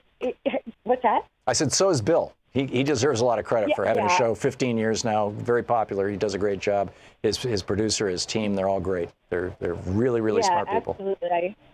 I get HBO just for that reason. But me too. So I could get to more callers. I just wanted to get your opinion and see if I was getting into crazy land the way I'm thinking. But Trump has clearly hijacked the DOJ with the FBI investigation and limiting the scope, and we really didn't even know what the true investigation included. To me, that's a clear abuse of power, and it's a crime against me as an American and every other American, especially women. And, he did not allow true due process, even though I think you even quoted earlier a statement he made, or maybe I saw it on on Twitter or something where he said that he gave due process, which is another lie. He really didn't. So is this another sign, as the GOP remains complicit and for their political reasons? But it seems like we've moved the red line again, against this president becoming a dictatorship, as well as the nominee, Kavanaugh, being put in, and won't get all the minutiae about him, but roll that up with Kavanaugh, and it's really kind of scaring me. I'm guessing this is why. Yeah, I get what you're saying, Denise, and I agree with you. And I'm guessing that this is why the Obama administration did not say to James Comey, no, you may not have a news release about Hillary Clinton's emails. No, you may not open an investigation about her emails on Anthony Weiner's computer, even though they were just, copies, and there was no there literally. But and frankly, I think maybe the Obama administration, you could have made a case that they should have said to the FBI, don't do this. We're 6 weeks out from an election. But the FBI did it, and now. And I think the reason that they allowed that to happen is because one of the first things that a dictator does, an Erdogan, a Duterte, what's his name, Orban in Hungary, a Putin, the first thing that a strongman leader in a country does when they are in the process of eroding democratic norms and installing, basically an oligarchy, is they seize control of the police. And it's the police first, the courts second. Right. And they get the police on their side. In Duterte's case, he gets the police on his side by saying, hey, you can kill people, no penalty. 10,000 people now have been killed in the Philippines since Duterte said that, mostly low-level drug users. And so not to bring up, go ahead. I was just going to mention, the German individual. I know you don't like to automatically go there, but Hitler did the same thing. Yes. I mean, he very much so. Anyways, I interrupted you. My apologies. No, it's good. It's good. That's what a conversation is. People interrupt each other. Yeah, I agree with you. And in fact, I want to talk about that in the next hour and get into this, how the administration is now declaring war on gay people as well as, people of color. Right. Yeah. Denise, thank you for the call. And thanks for listening to us there in Chicago. I appreciate it. Stephen in Phoenix, Arizona. Hey, Stephen, what's up? Hey, Tom, I got to talk to you sometime about what restaurants you like over there in L.A. And I know Farmer's Market there at 3rd and Fairfax is close to Bill's studio, and we enjoy going there all the time. Mm-hmm. But what I've got to say today is, the four horsemen of the coming up apocalypse, are Trump, Grassley, McConnell, and Ryan for this despicable Kavanaugh's, appointment here. Yes. And 3 of them are owned by the billionaire class, and 1 of them is a billionaire.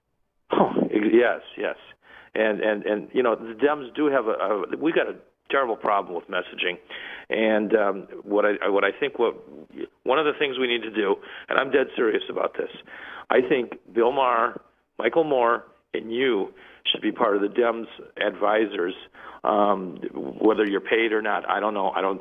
But whatever. We need to go full tilt boogie, FDR, and we need to explain what we're for and expose the Republican lies. Yes, that would be a marvelous thing. And I've met with a lot of Democrats over the years, and some in senior leadership positions. They certainly, prior to the last election, the 2016 election, they were not interested in progressive consultants. They were interested in people who could do, micro mapping of how people respond to particular memes and, all this kind of stuff that dates back to the Clinton years. That has, I think that is changing. But, certainly nobody's reached out to me. Was that Robbie Mook and Podesta? I'm sorry? Was that Robbie Mook and Podesta who were Yeah. Well, actually, I've talked to Podesta, and it was a very, very distressing conversation. But I've never talked to Robbie Mook, so I don't know him. Oh, thanks, Tom. Thank you. Yeah, good talking to you, Stephen. Whether the Democratic Party is going to take my advice or not, there's nothing I can do about that. But I would like to, or I am happy to see that increasingly the Democrats who are winning elections easily are the ones who are going full FDR. FDR, by the way, didn't propose a national health care system, but talked about it. Harry Truman actually proposed it, his vice president.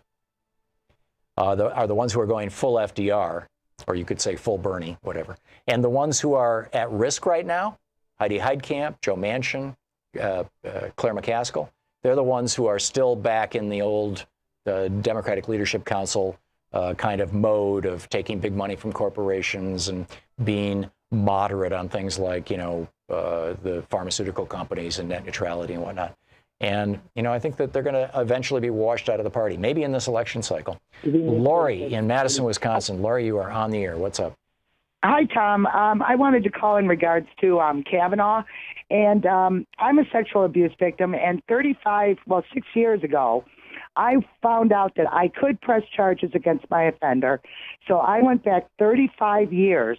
And I wrote a book about the whole process because it is the most gut-wrenching thing that I ever went through in my life, including the abuse. So it is so frustrating when I hear all these politicians and then Trump, I don't even want to use the two words together, Trump mocking people who were abused so long ago, who can't get justice like I did, but I got justice. And like I said, it was the most horrific experience trying to find witnesses, trying to go through the court system, and trying to nail this offender. Interesting enough, I was just on vacation in Colorado, got a call from a woman who happened to be, she's a doctor, a psychologist, I'm a psychotherapist, and she discovered that I had prosecuted my offender who also offended on her 40 years ago. Wow. So people do remember. It just gets seared in your memory, like they say.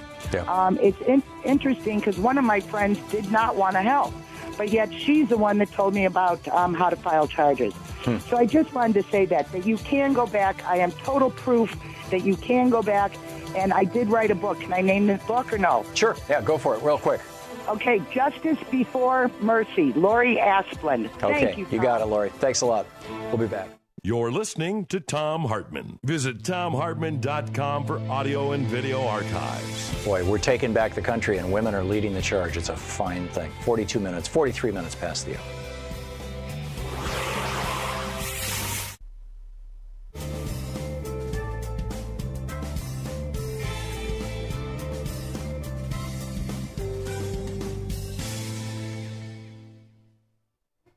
And welcome back. Michelle in District Heights, Maryland. Hey, Michelle, thanks for watching us on Free Speech TV. What's on your mind? Hi, Professor Hartmann. I've actually called in a couple of times before, but I just wanted to take a moment and clarify some information that was asked about disbarring Brett Kavanaugh and why doesn't the ABA do something. As an attorney, I can tell you that the ABA is actually a volunteer bar organization. You just pay money into it to belong to it. But you're actually sanctioned or disbarred or have your licenses suspended at the state bar level. So wherever you sit for and take your bar exam and pass it is where you get your law license. Are the state bars private organizations or are they state, They are state bars, and they're usually overseen by either the state court of appeals, like here in Maryland, or your state Supreme Court. So they're governmental organizations? I'm not necessarily saying that they're... Or are they kind of quasi-governmental, like Amtrak? Yeah, I would say quasi-governmental. So that's where you pay your bar dues into that so that your license stays renewed each year. And any sanctions taken against an attorney is published. It's published. It becomes public information. Now, as an attorney, we have ethical rules that we must follow. But as judges have an even higher standard. They have what's called judicial canons. And so there's the whole issue of appearance of impropriety. Not that you actually did something wrong, but that there's the appearance that you did something wrong. Right. And I think with Brett Kavanaugh, he should be concerned with whether or not someone files a complaint with the state bars where he's licensed. Right. Now, what about the federal, if you want to argue before the Supreme Court, there's a federal bar of some kind, isn't there? Well, okay, so I'm also a member of the United States Supreme Court Bar. That's an application that you fill out, and there's an investigation performed to determine whether or not you're able to argue cases before the Supreme Court. And I'm also licensed before the federal circuits. And those are also applications that you file with each federal district court, federal circuit court, etc. So you file the application, you pay the fee, and you are once approved, you're able to practice before those federal So courts. after Bill Clinton was convicted of perjury, and I believe he was convicted. He wasn't convicted Well, you by don't the even Senate. have to be convicted. Remember, it's the appearance of impropriety. Okay, so Bill Clinton lost his law license, as I recall, for a year. How did that happen? What did that mean? Well, that could actually be considered a suspension. I see. So, because in most instances, a disbarment is permanent. Okay. So, and again, he was disbarred by the Arkansas State Bar. I see. So right, and in addition, most recently, most states have determined that if you're licensed in multiple states, like I am, if I get disbarred in one state, that disbarment transfers to the other state. So I couldn't practice in the other state. Oh, interesting. Yeah. Very interesting. Okay, thank you for all that, Michelle. You're very welcome. I didn't know any of it. I learned so much watching you. I thought I could call in and contribute. Well, you paid back well. I really appreciate it. Michelle, thank you so much. Great talking with you. We'll be right back.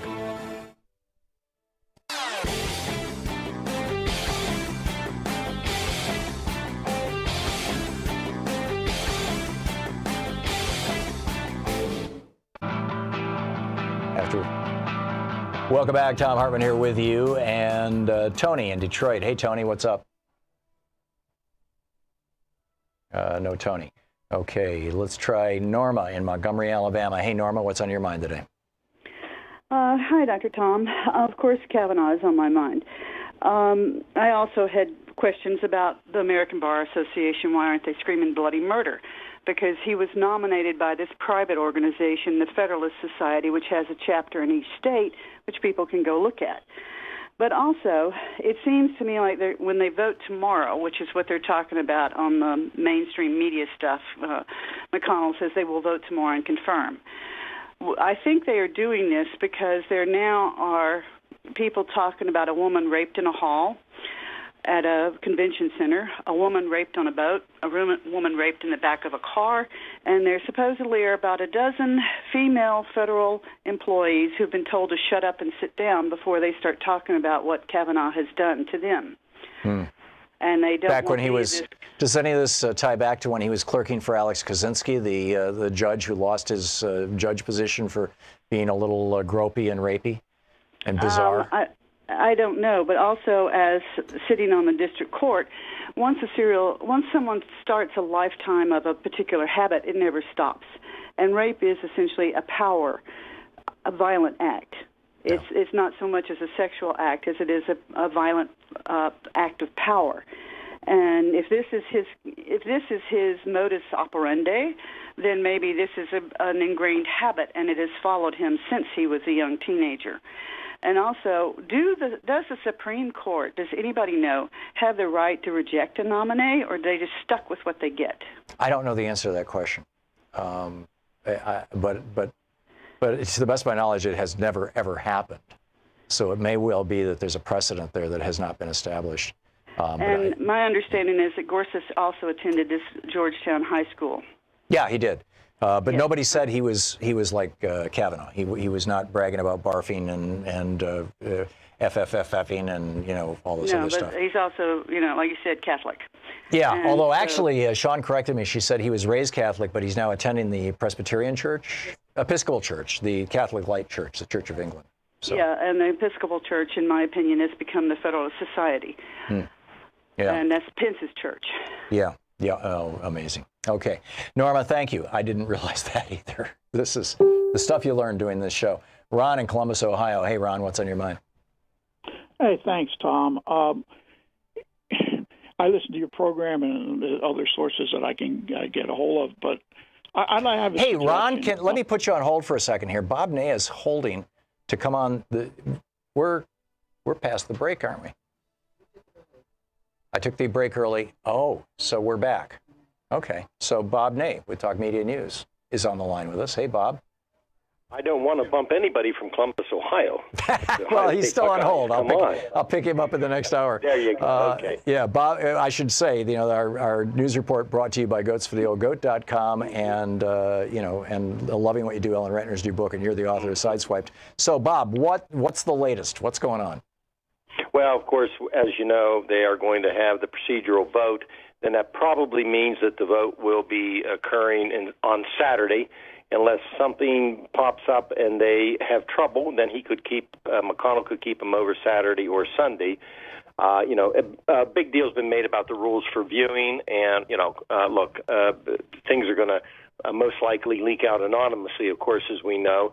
I think that if it be known, including Republicans, Tom, they would like to have had this report made public, which it could have been made public. And then the public could take a look at it and make a decision on it. But as we know, that's probably never, ever going to happen. Well, it's also, it's kind of weird that they would not make it public if it is so exculpatory. On the other hand, if it's incriminating, that makes sense why they would cover it up. When the FBI investigated Hillary Clinton's emails, the FBI held a press conference and released all of their, the 302 forms, all of their interrogations of witnesses. Well, that's right. Which, of course, proved nothing. Right. There's still some wild cards in here, though, because, as you know, Senator Collins was pretty upset about President Trump and the mocking of Dr. Ford. Mm-hmm. Plus, the talk of the Hill, which I don't know who's talking out publicly about this, but, the talk of the Hill is his demeanor, and also the fact that, yes, some of the people that they have spoken to may have not had a direct bearing on whether they verified, he was or wasn't at a party, but obviously friends have spoke out saying they are friends of his, but also, and I'm not trying to be judgmental here, I'd be the last person to be judgmental on this issue, but people have spoken out that, his version of what he did, a little bit of drinking, is not reality of what he did. So therefore, on the Hill, some people are questioning if he's not telling the truth about that. What about his current situation? Where does he stand? You speak in your book, Sideswiped, about your struggle with alcohol and how it basically took you down. Sure. So having had that life experience, how does that inform your perception, your understanding of what's going on in Kavanaugh's life, given what we know so far? Well, again, do you think he's an alcoholic? I have talked about it. As you know, Ellen ran a rehab center herself. She's very well educated in recovery, et cetera. I've talked to some friends in recovery in the last few days. And frankly, I think, and if I were sitting there in Congress again and being in recovery as I am, the antennas go up. And again, not trying to take inventory or be judgmental, but his description of his drinking was, I never blacked out, I never did this, I never did that. And if you see what his friends have said, who support him, by the way, and who say he wasn't there, but they say his version, and it's not one, two, or three, this is many friends, his version is completely different. So, the radar goes up here. If he is in denial and is not truthful about, what he was like back then, which people can change, then what's the current situation if he, quote, still has a beer? What's the reality? Right. And, his temperament and demeanor makes, people, again, not being judgmental, makes me question. It makes a lot of my friends question that they don't have a dog in this hunt, but they are very familiar with recovery services. And so I think that, there might be something out there. Yeah. Okay, what else is going on in the world, Bob? Sure. Well, a lot of talk wrapping in Kavanaugh and the Supreme Court. I found it very interesting because a couple of surveys have come out, and it says this is exciting the base, of the Republican Party. But I did want to note on that it may be exciting the base of the Republican Party, all right?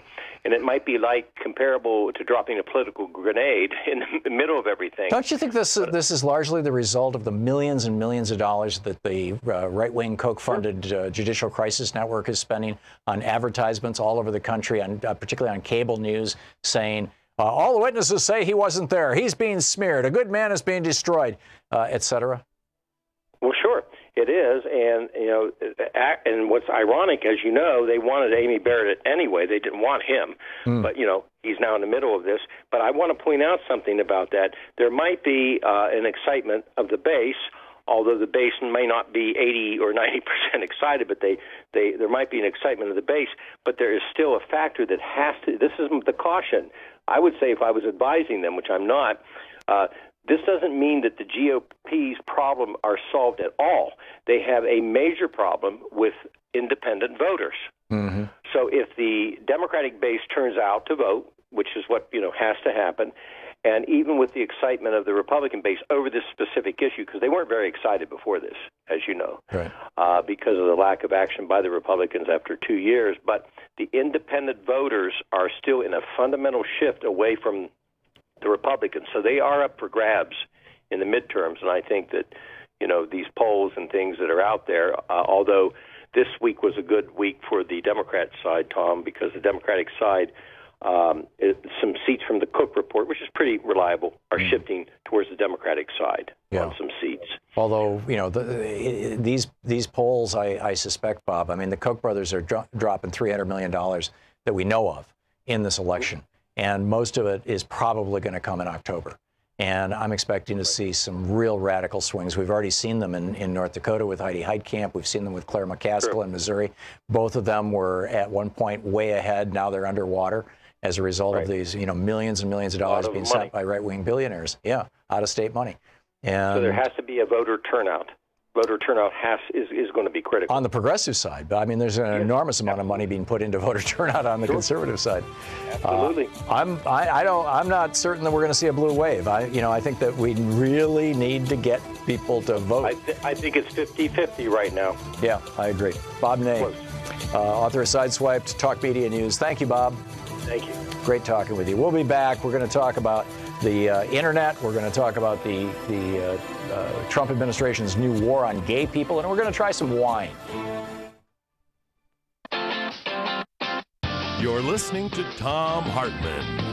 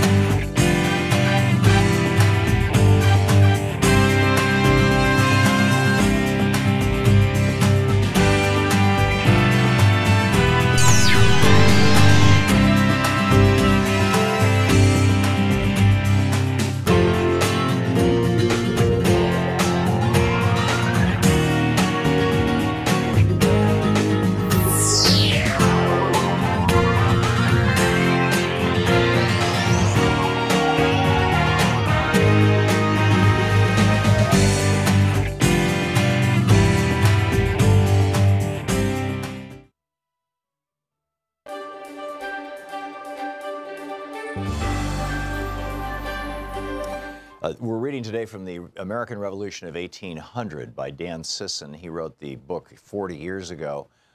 Recently, I went through, Dan and I actually went through, I wrote a foreword and an afterword to it and did some substantial editing on the book. And it's something you need to read. This is from the introduction, which I wrote. It is rare when a book about our early republic is relevant 40 years after it was originally published. It is rarer still when that book provides insight into national problems we refuse to solve 2 centuries later. You are therefore holding in your hands or reading on your pad or computer one of the most important books you will ever encounter. Here is why. Unlike other histories of this era, this book is written from a revolutionary perspective, much like Jefferson's generation viewed the world. The American Revolution of 1800 was not just about an election. It was about the life and death struggle for power between democratic-republican principles and oligarchic plutocratic values based on corruption. In short, this book, by implication, is about the identical crisis America faces today. The author's unique analysis is based on the idea of faction controlling party and how both undermine constitutional government. In an age where modern parties and the factions that control them have paralyzed our government, this book validates the politics of the founders. In still another contribution, the book demonstrates how preserving revolutionary ideas within our culture depends on understanding the classical tradition. The ability to recognize a demagogue is rooted deeply in the role Caesar played in destroying the Republic of ancient Rome. That fear of a Caesar inspired Jefferson and others to organize citizens against the Federalists, thereby completely contradicting the political rules of their time. This book, above all, presents a profoundly positive view of Jefferson and his creativity in the midst of crisis. It celebrates his gift 24 years after he wrote the Declaration of Independence and proves he never abandoned his principles or his revolutionary vision for America's future. Ironically, it's become a cliche in political and economic circles that while we love Thomas Jefferson, we live in a country largely run by Alexander Hamilton's policies and John Adams's politics. This may have been more true of the roughly 200 years before the contemporary free trade era, beginning in the 1970s under Richard Nixon and exploding in the mid-1990s when Bill Clinton signed NAFTA. Alexander Hamilton must be rolling over in his grave.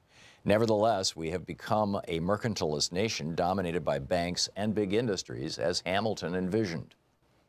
It is true that there were huge differences between Hamilton and Jefferson, particularly in their visions for the future of America and its economy. And those divisions tend to dominate interpretations of our political discussion when we reference the era of our first few presidents. But a much larger and more dramatic battle of worldviews played out in the late 1790s between President John Adams and Vice President Thomas Jefferson, leading directly to what is arguably the most transformational presidential election in the history of the United States, the election of 1800. In other books and places, both Dan Sisson and I have written at some length about the differences between these two men and their respective visions of America. Adams relished throwing newspapers editors in prison and demanded that when he and his wife visited a town, the local militia come out to fire their cannons in salute of him and shout, "God save President Adams." Jefferson was so horrified by Adams's Alien and Sedition Acts that he left town the day they were signed into law, and as president often wore simple homespun garments. He was known to answer the front door of the White House in his bathrobe, and more than one visitor mistook him for a servant. As president, Jefferson literally acted out his egalitarian visions of America. In my book, The Crash of 2016, The Plot to Destroy America and What We Can Do to Stop It, I describe Jefferson's concern over aristocracy in American politics. On October 28, 1813, in a letter to his old rival John Adams, Jefferson commented on his distrust of America's growing wealthy elite, naming in particular the Senate, which was not then democratically elected by the people. Referring to the, quote, cabal in the Senate of the United States, end quote, Jefferson wrote, "You, John Adams, think it best to put the pseudo-aristoi into a separate chamber of legislation, the Senate, where they may be hindered from doing their mischief by their coordinate branches, and where also they may be a protection to wealth against the agrarian and plundering enterprises of the majority of the people." Then Jefferson countered in the letter, writing, "I do not believe them, the Senate, necessary to protect the wealthy, because enough of them will find their way into every branch of the legislation to protect themselves." Instead, Jefferson wrote, "I think the best remedy is exactly that provided by all our constitutions, to leave to the citizens the free election. In general, they will elect the really good and wise. In some instances, wealth may corrupt and birth blind them, but not in sufficient degree to endanger society."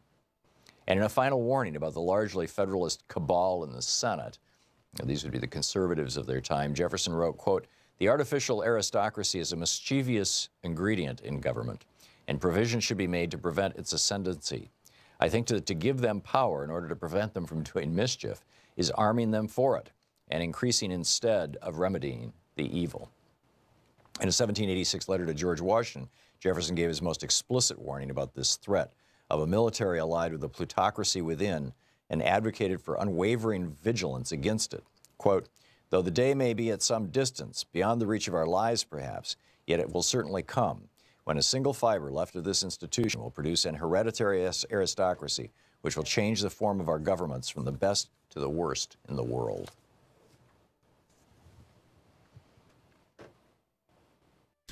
I'm Nina Turner, and you're watching Free Speech TV. Want to connect with the show online? You can find the Thom Hartmann Program on Facebook, Twitter, and Instagram.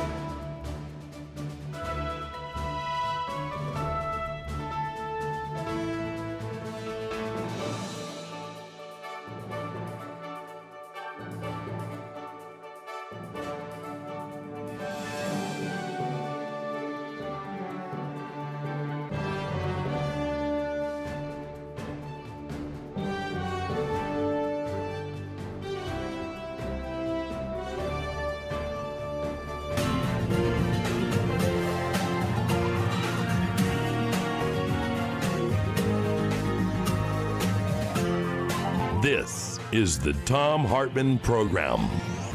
Welcome back to the third hour of our program today. Cameron Hughes is in the studio with us. We're going to be trying out some wines in just a minute. Cameron is sitting here with me. Glad to have you with us. Pleasure to be here. And we'll get to that in just a second. I wanted to start out by sharing this story. This is really quite remarkable in Common Dreams, making abundantly clear that they will stop at nothing to destroy net neutrality for good. 4 telecom lobbying groups representing the nation's most powerful internet providers and cable companies yesterday sued the state of California, saying, how dare you limit our ability to exploit our customers? California just passed the gold standard legislation, basically taking us back to where we were before Ajit Pai and the old Verizon lobbyist, who's now the head of the FCC, blew up the telco regulations. It used to be that and in fact, under Tom Wheeler, who himself was a telecommunications lobbyist, but he got religion and he said, okay, we're going to say that the internet is the same thing as phone companies. Phone companies are public utilities. If you're talking on the phone to somebody, the phone company cannot listen into your phone call without a court order, and they cannot, and if they could listen into your phone call, and technically they cannot say, oh, he's talking to somebody about business. We'll charge him 2 cents a minute. Oh, he's talking to grandma. We'll charge him 25 cents a minute. Phone companies can't do that. They can't say the content flowing through here is something that we're going to base prices on. And so the FCC said, the internet's pretty much the same thing. It's a public utility. It's part of the commons. It's something we all use, we all need, and small and new companies need it to start up. And so that was the rule until Ajit Pai blew it up. Over 1 million people tried to post comments on the FCC's website, and the FCC ignored them. They said, oh, gee, we've got a virus. No, it wasn't a virus. It was 1 million people trying to say, keep net neutrality. And Ajit Pai lied about that. I mean, we now know that. He's basically, kind of walked it back. In fact, the FCC is trying to figure out, what do we do? Plus, there were all these phony comments on there. And now we know that a lot of these actually were posted by bots in Russia on the FCC's website before So anyhow, Senate Bill 822, the new law in California. This is what Evan Greer, who's been on this program many times, Deputy Director of Fight for the Future, said. She said, big telecom companies hate the California net neutrality bill because it prevents them from screwing their customers more than they already do. It's no surprise that they're suing, but it does make it even more blatant and clear that Jeff Sessions and Ajit Pai are working directly on behalf of big cable in trying to block basic consumer protection legislation that passed with overwhelming bipartisan support. So that's what's going on there. We're going to try something, and we'll get to that. And I'm going to be getting to your calls in just a minute. And also I wanted to get to this issue of what the Trump administration, their new war on gay people, or the LGBTQ community, the entire community. But Cameron Hughes, as I mentioned, is in the studio. If you want to pull up to the microphone, Cameron. Yeah. You are the founder of Cameron Hughes Wines, which is a company that, well, how would you describe your company? So we're a Negociant company. So what that, it's kind of a virtual winery, right? I work, in the wine business, you can buy 1 million gallons of wine from somebody, right? Mm-hmm. There's a guy that will make that for you. What I do is a very similar concept with very high-end producers. I buy wine from some of the best guys in Napa Valley. I do this around the globe. I buy it, I bottle it, and then I sell it direct to consumers. We're still stuck in 1932 when it comes to how alcohol is distributed around the country. So there's many, many layers that a bottle of wine has to get to hit a retail shelf. I get rid of all of that by shipping it directly to you, and we can usually cut the price in half. That's what we do. That's cool. Yeah. And the website for more information. And I right up front about this, Cameron Hughes is one of the underwriters of our program, one of the sponsors on the commercial side of our program. And we're really happy to have you here. And I love your products. I got to tell you, Louise, Thank you. That's awesome. And I love your products. In these So what are we? Day and age, we need wine. What are we going to try here? So let's start with a Pinot Noir from Chehalem Mountains. This is out of a $50 program. We sell it for less than half that price on chwine.com. /Tom. Yes, exactly. /Tom. That's right. Definitely want to check that out. There may be some interesting content there. For your customers. Oh, this is 627. This is lot 627. I love this stuff. This is. I had always thought of Pinots as being really weak, thin wines, and this stuff just not anymore. Kicks your butt. This has got a real this is, depth to it. That's the whole point of Chehalem Mountain is it's these pieces of the Willamette Valley that poked up through the Missoula flood, right? Or the detritus left behind the Missoula flood. So you've got these spears of mountaintop and rocky outcropping that lead to very small berries and very intense fruit that is powerful, aromatic, and gorgeous. And that's what we have here with Chehalem Mountain. How do you do a wine tasting here? Slosh it around? Yeah, you can swirl it around. Yeah, Swirl absolutely. around, swirl it around, smell it. Yeah. Taste it. Enjoy the aromas, right? And then I like to... That is great. That is... So how would you describe this wine? You're a wine slurping. snob or a wine connoisseur. I'm not. This is a kind of a new world meets old world Pinot Noir, right? It's from Oregon. It's cooler climate. I would say it's it's rich but yet elegant, right? It's what Pinot Noir should be, in my opinion, right? It's a lovely wine. Yeah. And a heck of a deal. Yeah, if I might. It really and truly throw that in there. It really and truly is. So I'm gonna get back to our show here, and we will be picking up some calls from you, our callers. If you want to talk about wine, that's fine too. Cameron is going to stick around, and we're going to bounce in every 15 minutes or so with a quick sample of a new bottle of wine. So stick around. We're having fun here today. Awesome. It's given our politics, I need a glass of wine. Right? Tell me about it. We'll be right back. This is the Thom Hartmann Program. We'll be back with more news of the day and your calls, and a little more wine in just a minute.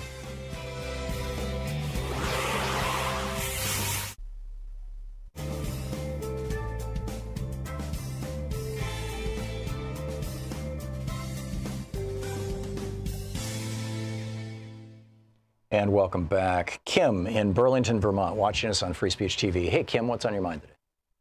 Hey, Tom, I appreciate what you're doing. Just a little bit of information here as far as report on dark money. I've seen a lot of it on MSNBC as far as in concern with Kavanaugh and how he's fit to be on, and it's all just a smear tactic. The report on Bloomberg funneling in $20 million, there's a report on that on the Democratic side. The other thing I wanted to touch on was, of course, on flipping back and forth on television stations. On C-SPAN, the Oversight Committee is on sexual abuse in the Olympics. Which I didn't know, I think it's kind of a big deal here.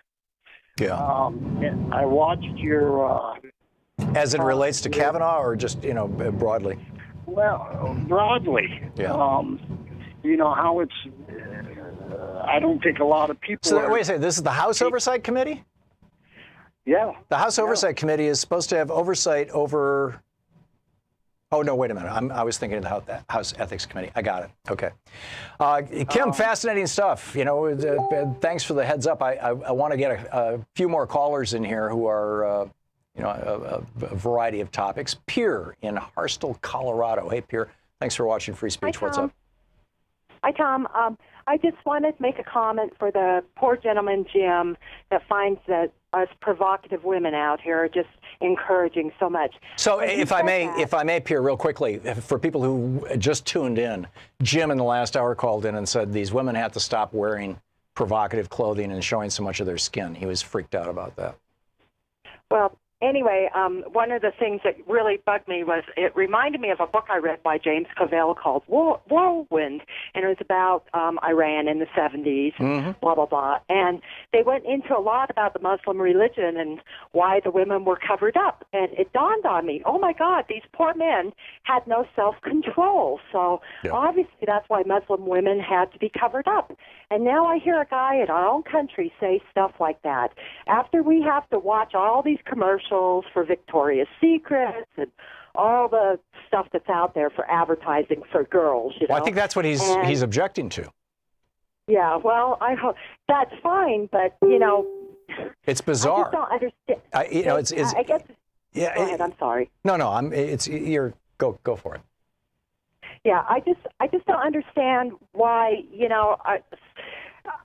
this is such a scary time right now, and I just don't understand why women get the blame for everything all the time. And we cannot win for losing. If you let yourself go, then they criticize you for that. And if you don't, and yet they don't want to pay for birth control, they don't want to seem to take care of the rape and all the stuff that's going on out there. And yet we're supposed to accept this and be good little women and, not upset the... No, well, that's that's the storyline, right? That's how that particular perspective, that segment of our society wants women to be. It's bizarre. Pure, and thank you so much for watching the program. We'll be right back. Stick around.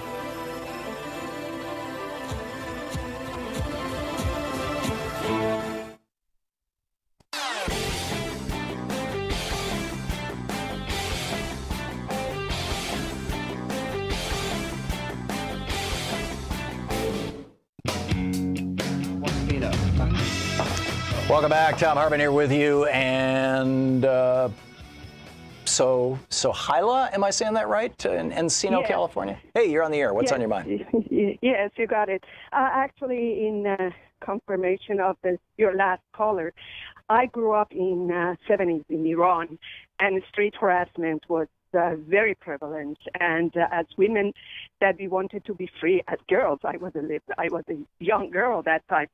And we wanted to be free what to wear and how to wear our clothing. We would constantly get attacked by men inside in Tehran streets. Mm-hmm. And if you would complain, they say, "Lady, look at you. You're wearing miniskirt. You're wearing this." And there was no accountability. We had to defend ourselves. I got sometimes in the fist fight with some boys in the street. My warning to United States is, and also, right now, women in Iran are wearing hijab and still get harassed in the street. It has nothing to do with what you wear. Go ask any women in Iran right now. So religiosity and religion are the roots of a lot of evil. I'm not saying all evil, a lot of evil, especially it can be used against anybody in the marginal community. Yeah. And women, of course, they were marginal. They were 50% of the population, but they were marginalized. Their testimony doesn't amount the same. It doesn't have the same value as the male testimony in the courts, in Islamic courts. And what I'm seeing, because I grew up in that environment, with the corruption, with the Shah and his acolyte pillaging. Then Khomeini comes and his acolyte pillaging and using religion and righteousness of religion to do so. I'm not seeing a very good future for United States if this keeps continuing, because I've been there. My radar tells me this is not right. I've seen corruption in my life. I've seen dictatorship. I was 25 when I came here as a refugee, and it was a blessing that I could walk in the streets of the United States without getting harassed physically. So, Hala, if I may, Mike Pence, when he was governor of Indiana, proposed and aggressively tried to pass a law, and I don't recall if it got struck down by the courts or whether it just didn't get passed, but it provoked a nationwide movement called Periods for Pence, where women were literally calling Mike Pence's office every month and saying, "I just had my period, you don't have to worry." The law that Pence wanted to pass was that if you have a miscarriage, you have to report yourself to the police so that they can determine whether it was a normal miscarriage or whether you might have induced it. And if you induced it, you're looking at 5 years in prison.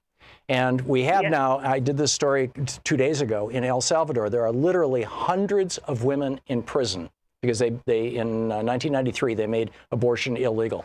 And there are literally hundreds of women in prison who simply had miscarriages. And some man in their life decided that they must have induced an abortion.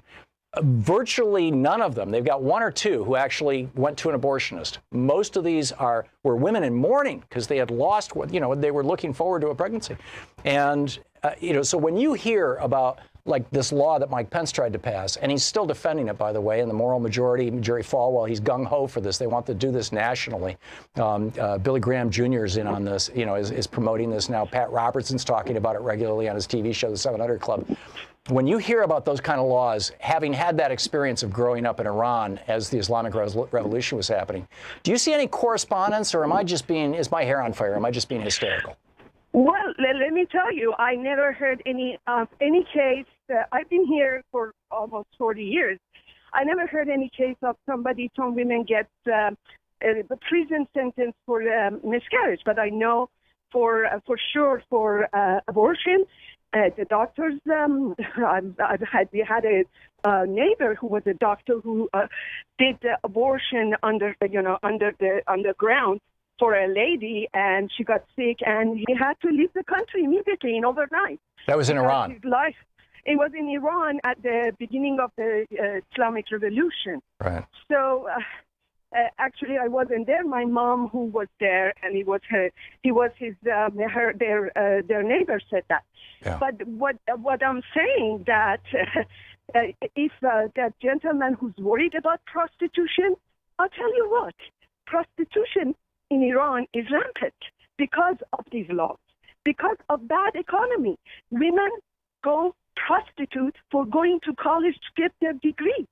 This is, I don't know what part of the, and let me tell you, mechanism of any religion are the same. Doesn't matter. The branding is different. Yeah. Christianity, I come from multi-religion family. Christianity, I have a Christian mom, I had a Jewish father, I had Muslim grandfather, I had Baha'i grandfather. Religion does that to you. Anything that is... well, all three of these are monotheistic religions with male gods. I mean, that's the bottom line. Sahela, I got to run, but thank you for the call, and thanks for sharing your experience with us. Thank you for taking my call. My pleasure. Great talking to you. Good work. Thank you very much. And thank you for watching the program. Cameron Hughes is with us. Back. You've got another wine here for us to try. The website, do. by the way, chwine.com/Tom. This is 609. This is one I haven't had. This is a lot Cabernet 609. Napa So Valley. 14 Napa Valley. 2014. Cabernet. Yep, Okay. 2014, and from a unbelievably high-end producer in Napa Valley. We are their go-to guy every year. We get first whack, so to speak, at the wine that they want to quote-unquote bulk out. And don't let the bulk fool you. This is very, very high-quality stuff. So is this like, a winery will make 1,000 barrels of wine thinking that, we're going to bottle 800 and some of it's going to spoil and some of it doesn't spoil, so you come along and buy it? Is it like it's that? not about spoilage. It is about it's an agricultural product given to Mother Nature. So sometimes we have huge crushes where we've got a lot of fruit that comes in, right? Mm-hmm. And so the supply actually ebbs and flows. There's at the high end, though, there's always bulk wine available because guys put blends together. Certain components get left out, right? I get it, yeah. And so even Cabernet, if it's 100% Cabernet, there's different clonal selections in there. Right. So we buy those components, sell it direct to you. So tell me about this number 6, what was it? This is lot 609. 609. This is, we're talking 60% new French oak, built to the nines. It's a really big, rich, it smells like a unctuous. Cabernet. I mean, it's just that deep, kind of, as a vegetarian, I would say steakhouse. This is definitely steakhouse Cabernet, for sure, for sure. Yeah, big, rich, ripe, juicy. That is really good. And these are wines that you could age for 15 years if you wanted to. Yeah, right? that contrasts but drinks great now. Pretty dramatically with that Pinot Noir, which is also a strong wine and great stuff. Yeah. Okay, let me pick up another phone call here, and we'll come back to a little more wine. Let's do it. We're on the one hand, Brett Kavanaugh reminds us all that a little too much alcohol is not a good idea. That's right. Moderation in all things. Yes, indeed. On the other hand, given our politics these days, I wanted to have a wine tasting in the studio, and Louise is here too. She's making sure that I don't go over the top. Bad joke. Marty in Evergreen Park, Illinois, listening to WCPT in Chicago. Hey, Marty, what's up? Hey, Tom. Hey, thanks for taking my call, and I'm enjoying the wine lessons here, too. No, I wanted to quickly bring up the Jason Van Dyke, Laquan McDonald trial, because they just finished up closing arguments this morning, and I happened to be listening. And one thing the defense attorney said kind of irked me a little bit. So the defense attorney in his closing argument said, it's the defense attorney for the cop who killed Laquan McDonald. Right. The cop that shot the guy 16 times. Yeah. And he was saying, hey, this could have been prevented in one step. All he had to do was, was drop the knife, and then at any time, he'd be here today. But then he also told the jury not to believe the prosecutor's, quote, fake tears for McDonald. Said had McDonald dropped that knife and given up, they would have prosecuted him. They would have put him right back in that cage that they had him in for years prior to him being out on the street that night. So don't believe those fake tears. Wow. And that kind of struck me like. Well, that's kind of the job of lawyers, isn't it? I mean, to present their case and to tear down the others' cases. Well, yeah, and that it's not that. I mean, it's just that, kind of implying like, okay, well, this guy was going to be in jail anyway, so what difference does it make if he... Oh, yeah, so it's sort of like the Trump administration's thing about radiation, or actually climate change. Climate change is going to happen anyway, so what the hell, let's pollute the planet. Marty, thank you for the call. I think the real crime here is that Laquan McDonald was murdered, was shot 16 times as he was walking away from a cop, and we can see it all on videotape. And if you haven't seen that, it's worth checking out. Anyhow, it's 27 minutes past the hour. We'll be back in about 5 minutes. We're going to try some more Cameron Hughes wine, and we're going to take your calls and keep on talking about this. You're listening to the Thom Hartmann Program. Call 202-808-9925. About the issues of the day. Louise says you've had too much wine, Tom. We'll be right back.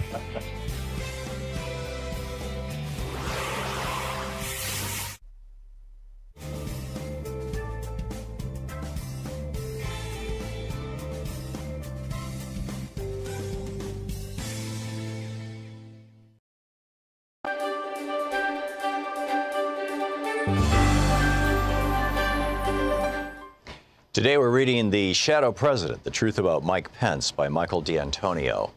This is from the first chapter. For decades, Pence had presented himself as a humble servant who could be entrusted with power because he was at heart a mild-mannered Midwesterner.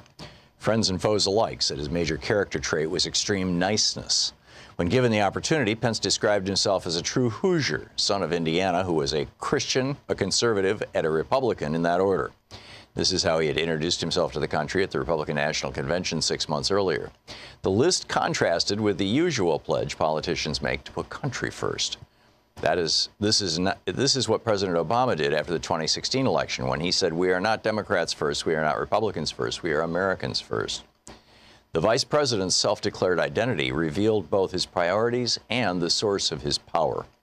For 30 years, he had helped lead the Republican Party into a closer alliance with preachers who were turning evangelical Christianity from a religion into a political crusade that engaged in a culture war with non-believers. The aim of many was to destroy abortion rights, roll back the equality gained by gay citizens, and prepare the nation for the second coming of Christ. Pence and others used martial metaphors and considered themselves warriors of the Christian right, both besieged and called upon to fight. Quote, "Those who would have us ignore the battle being fought over life, marriage, and religious liberty have forgotten the lessons of history," said Pence in 2010. "America's darkest moments have come when economic arguments trumped moral principles." Pence's allies in his war included hugely wealthy donors who, despite their vast wealth accumulated at a time of historic inequality, also posed as victims. As libertarians in the mold of Ayn Rand's cardboard characters, they felt inhibited in the pursuit of even greater riches by a government that imposed foolish regulations and would redistribute their wealth to the supposedly indolent poor. Starting with this perspective, they denied the science behind environmental protection, demanded tax cuts for themselves, and insisted on massive reductions in programs serving anyone who wasn't rich. The victimhood claimed by both the libertarians and the Christian right permitted the construction of an alternative reality that denied their own power and masked their ambition to make politics and culture conform to an ideology that included white Christian supremacy and predatory capitalism. It also denied the progress they had made in their construction of their own political might. With his oath of office, Vice President Pence became both the free marketer's hero and the most successful Christian supremacist in American history. Most of Pence's life had been preparation for this moment, and possibly one more. His lifelong goal, set when he was a boy, was the Oval Office itself. Remarkably, he had reached this point by tying his fate to Donald J. Trump, a man whose immorality in the form of lying, cheating, and deceiving in every aspect of his life, from his marriage to his businesses, had made him a living exemplar of everything that Christianity and conservatism abhorred. However, this record also suggested that Pence was more likely to assume the highest office in the land than most vice presidents who had come before.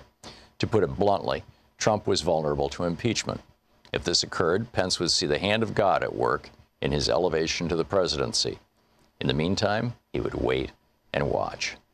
On Inauguration Day, with Pence looking on, a slightly stooped Donald Trump stepped forward when it was his turn to face the Chief Justice of the United States Supreme Court, John Roberts. Beside Trump stood his wife, Melania, the former fashion model, who held two Bibles, Lincoln's and Trump's own. At the stroke of noon, the president-elect raised his right hand and placed his left on the Bibles. As he did this, Trump's family members and hundreds of political and government figures strained to see the moment. Trump and Pence were a study in contrast. At age 58, Pence appeared trim, perhaps even athletic, and could have passed for a man 10 years younger. His jacket was neatly buttoned, his hands were clasped at his waist, and his smooth face was set in a half smile. Mere feet away, in some, he resembled a small-town pastor, or maybe even a funeral director. Mere feet away, a stern-faced 70-year-old Trump stood with his coat hanging open like a caftan to reveal a long red necktie. Despite much cosmetic intervention, he looked old and tired. At the conclusion of the presidential oath, which had been voiced by 44 presidents before him, Trump said the words, "So help me God," and accepted the congratulations of those closest to him with a thin-lipped, toothless grin. He then delivered a 15-minute speech replete with distortions and falsehoods that were his trademark. He declared that America was awash with crime and despair and under constant attack. "This American carnage stops right here and stops right now," said Trump. It was the most remembered phrase of the address. That was some weird S-word, former President George W. Bush was heard to remark as he left the inaugural stand. Weird was the mildest word that one could attach to the 45th President of the United States as he launched an administration that would be stained by scandal and corruption so broad it defied a citizen's ability to grasp. Cronyism, secrecy, and nepotism would flourish. Presidential lies, daily cataloged by the Washington Post and others, would come at the rate of more than 150 per month. From the moment of his oath, Mike Pence, the vice president, faced the historic, some would say daunting, challenge of dealing with an erratic and undisciplined commander-in-chief. The book, The Shadow President, The Truth About Mike Pence. I'm Nina Turner, and you're watching Free Speech TV. Want to connect with the show online? You can find the Thom Hartmann Program on Facebook, Twitter, and Instagram.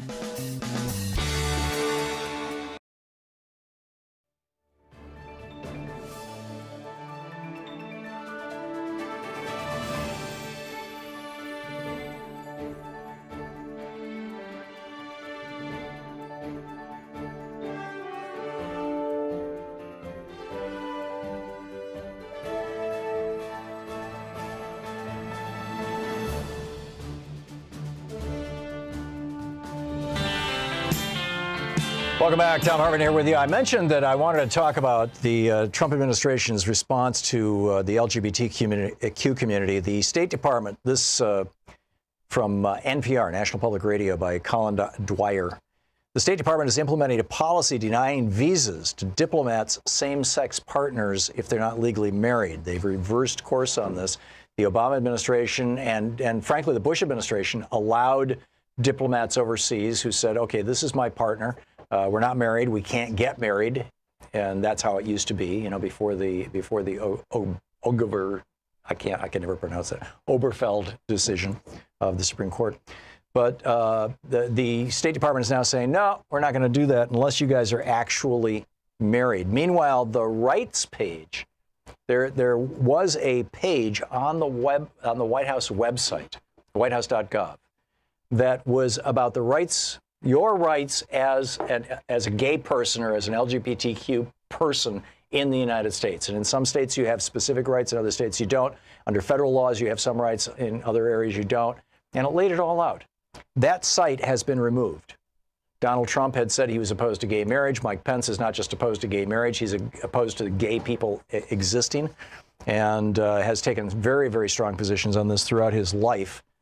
And so that's what's going on with that. So it increasingly seems that these so-called cultural issues are being used by the Kochs and the other billionaires who are funding the Republican Party and who by and large now own the Republican Party. Keep in mind, Americans for Prosperity and the Koch network has more funding than the Republican Party, has more offices around the United States than the Republican Party, has more employees than the Republican Party, and has more volunteers than the Republican Party. And they are the ones who, in this election, have said that they're going to pour just this one group, $300 million into the election. And it's starting right now. It starts with October 1st. It's pouring in right now. And guess what we're seeing? We're seeing, Heidi Heitkamp, suddenly she's losing in North Dakota. Claire McCaskill, suddenly in Missouri, she's losing in Missouri. Joe Manchin, he's still ahead in West Virginia, but we'll see. And increasingly Democrats around the country, particularly Democrats who might vote against Brett Kavanaugh. And Heitkamp was it Heitkamp, Louise? Heitkamp just came out and said she's a no vote. So you don't need to call her. But the number, if you want to call the Senate, is 202-225-3121. 202-225-3121. I want to try another glass of wine. Cameron Hughes is in the studio with us. Get after it. chwine.com/Tom, THOM is the website.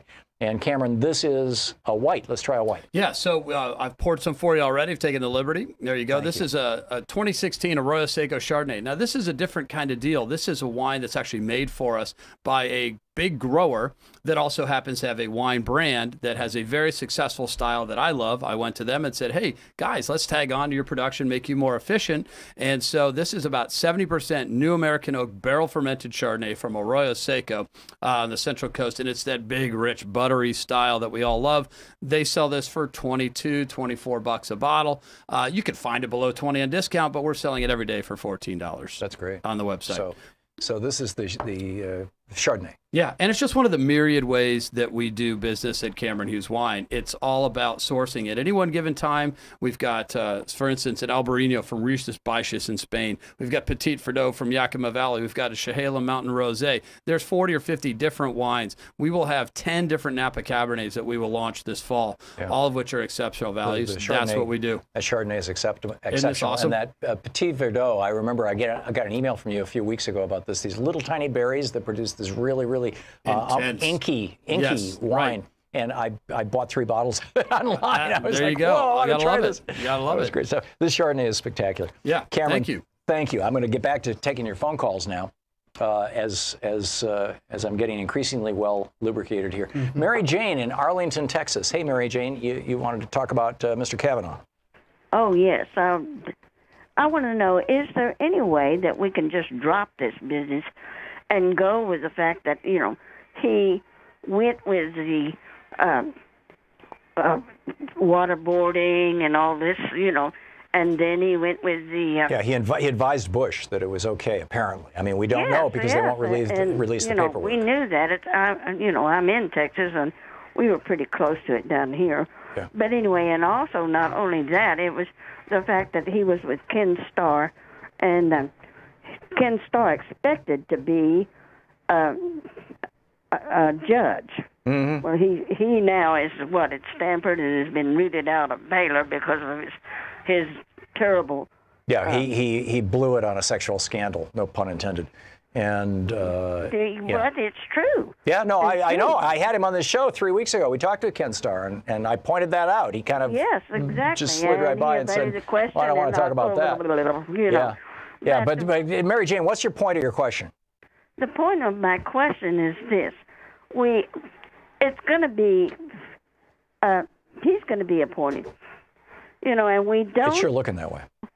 Yes, and we don't get to the street. We need to be taking it to the street and be There's a huge protest going on right now in Washington, D.C. Yes, I loved it. People are in the streets, and I am guessing they're happening all over the country. Mary Jane, thank you. Amen.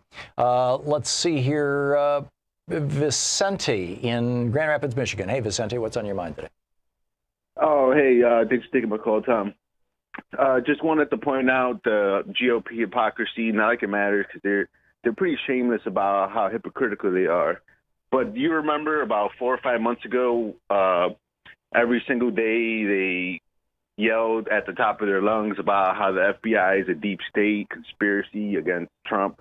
Right. And now they have this fake FBI investigation to Brett Kavanaugh. And they're like, the FBI is the greatest. Look, he's innocent. We're going to vote him into the Supreme Court.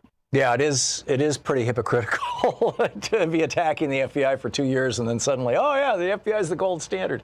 Well said, Vicente, and spot on. Bob in Philadelphia. Hey, Bob, what's up? Hey, Tom. Well, I wanted to make a comment and also ask a question. Okay. So my comment is the deadline to register to vote in Pennsylvania is this Saturday, so it's really easy. Just go on your phone, you Google register to vote in PA. Takes less than 2 minutes. There's only a few fields you got to fill out on a form. Really? You can register online in Pennsylvania, and the registration is still open? Yeah, so until Saturday, I switched my registration a couple of months back, and it took like 2 minutes to get it on my phone. Cool. And that gets you in time, plenty of time for the voting. Okay. But you called to ask a question about what do we do if Kavanaugh gets nominated? Yes, exactly. I'm really concerned. About Bart Kavanaugh, and because this FBI whitewash. I see these senators voting him in, like Markowski and all them, and he's a real villain. So I already called my Senator Toomey, and everybody should call their Republican senators if they're a state with a Republican senator. And that number is 202-225-3121. Thanks. And but I'm concerned. I don't see these. I see them voting for him. I don't see what can we do to stop it. I like the fact that there's a march going on right now in Washington, but what do you think? I'm not sure that, Bob, outside of contacting your senators, I'm not sure what else we can do right at this moment. But I think that if they confirm Kavanaugh, at some point in time, they're going to come to regret it, because the blowback on this is intense.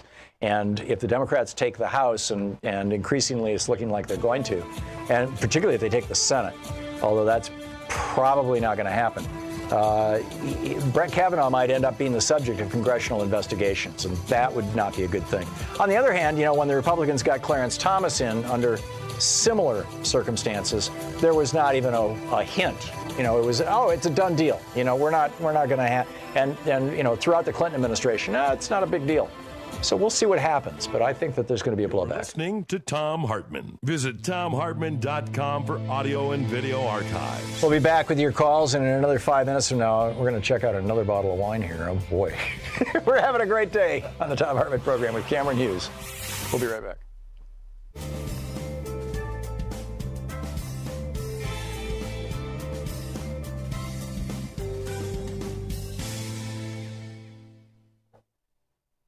And welcome back.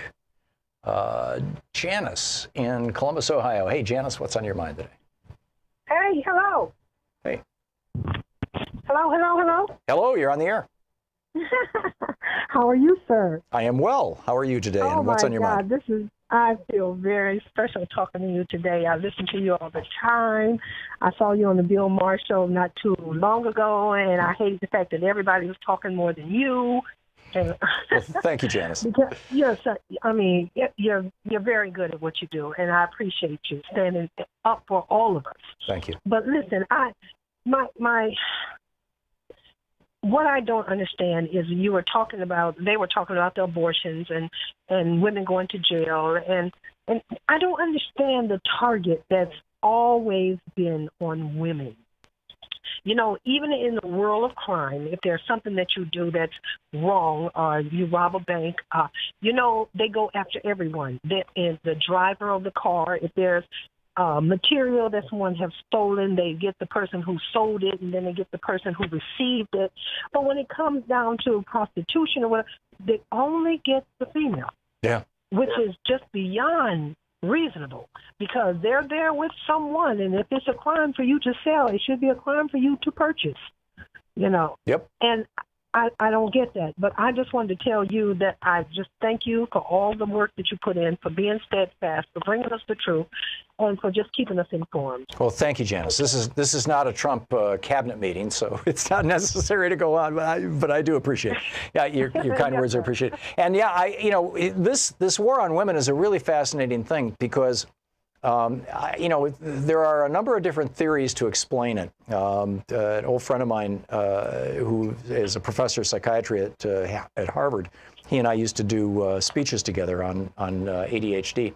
And he once made the comment to me, the most dangerous drug in the world is not cocaine or heroin, it's testosterone. And I think that there's a lot, he said it's responsible for every war, the vast majority of violence, and all kinds of other things. I think that's true on the one hand. On the other hand, though, there are people who suggest that the reason that men are like this is because they're more fragile than women. They're more emotionally fragile than women, and they're physically more fragile. Men die younger. And therefore, out of that fragility comes this kind of reactivity.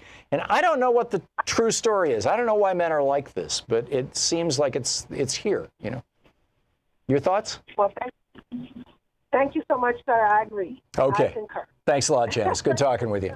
I appreciate the call. It's very kind of you. And this is a big issue, actually.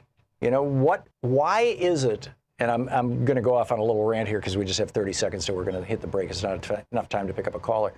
But, why is it that men, historically, this goes back 7,000 years. This literally goes back to the dawn of the agricultural era. You want to read a great book about this? Daniel Quinn wrote a book called Ishmael that just lays this all out. That prior to the agricultural revolution, patriarchy was not a thing. In fact, societies were matrilineal, matriarchal and matrilineal, because you knew ancestry by virtue of who gave birth. You couldn't be sure who the father was. You always knew who the mother was. And Iceland, I think, is the only matrilineal society that's still around.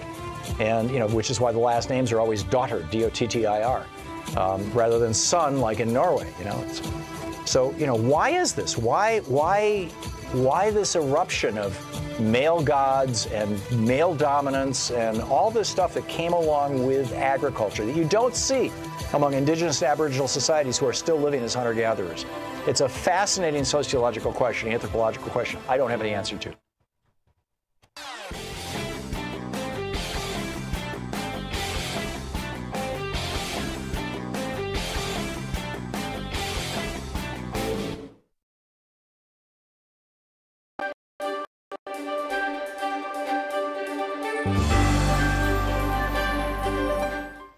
Today we're reading The Shadow President, The Truth About Mike Pence by Michael D'Antonio. This is from the first chapter. For decades, Pence had presented himself as a humble servant who could be entrusted with power because he was at heart a mild-mannered Midwesterner. Friends and foes alike said his major character trait was extreme niceness. When given the opportunity, Pence described himself as a true Hoosier, son of Indiana, who was a Christian, a conservative, and a Republican in that order. This is how he had introduced himself to the country at the Republican National Convention 6 months earlier. The list contrasted with the usual pledge politicians make to put country first. This is what President Obama did after the 2016 election when he said, "We are not Democrats first, we are not Republicans first, we are Americans first." The vice president's self-declared identity revealed both his priorities and the source of his power. For 30 years, he had helped lead the Republican Party into a close. Not on. There we go. Welcome back. Thom Hartmann here with you. And Cameron Hughes is still in the studio. Cameron. I'm back. Indeed. chwine.com/THOM. What is this that you just poured? So our next wine is a 2015 Zinfandel from Dry Creek Valley in Sonoma County. We sell this for $14, and it is an absolutely fantastic wine. Give that a sniff. That's great. We need to not mention prices, but sorry about that. That's okay.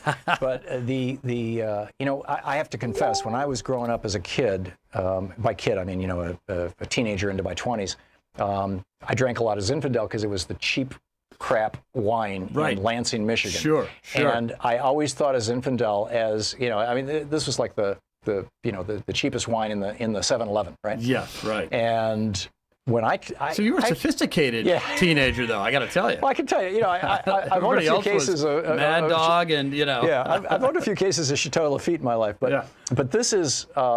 I have tried this Zinfandel, and what shocked me is that I basically had avoided Zinfandel for the last 30 years, because I was like, that's what you bought at 7-Eleven. You were scarred, yeah, sure. So tell me about this. This is great. Dry Creek is a fantastic place to grow Zinfandel. You got the right soil structures, hot days, cold nights, and this comes from a very high-end program. This wine took 8 months for me to close this deal. They just, they were holding out for, basically a really high price, and we just had to sit and wait, and we did, and it came back to us, and we've got a fantastic deal for consumers. That's what we do. That's great. So oh, it smells great. Yeah, blackberry. I mean, this is classic Zinfandel that, It's like a Cabernet without the bite. Yeah, that's right. It's lower in tannin, right? So you have a bigger berry, so less surface skin area contact to juice ratio, which leads to lower tannin, and they don't age 20 years, but they drink well in their youth. They're very open-knit, we call it, in the wine business, and very approachable. This is great. Very complex in their youth, and they're awesome deals. Cameron, I want to thank you for supporting this program. You bet. No, it's a worthwhile cause. Thank you. We really appreciate it. You bet. Cameron Hughes, chwine.com is the website, /Tom. /Tom. And thanks for having me on today, Tom. I really appreciate it. My this is pleasure. Great. Thanks so much for joining us. I'm going to get back to our phone calls here.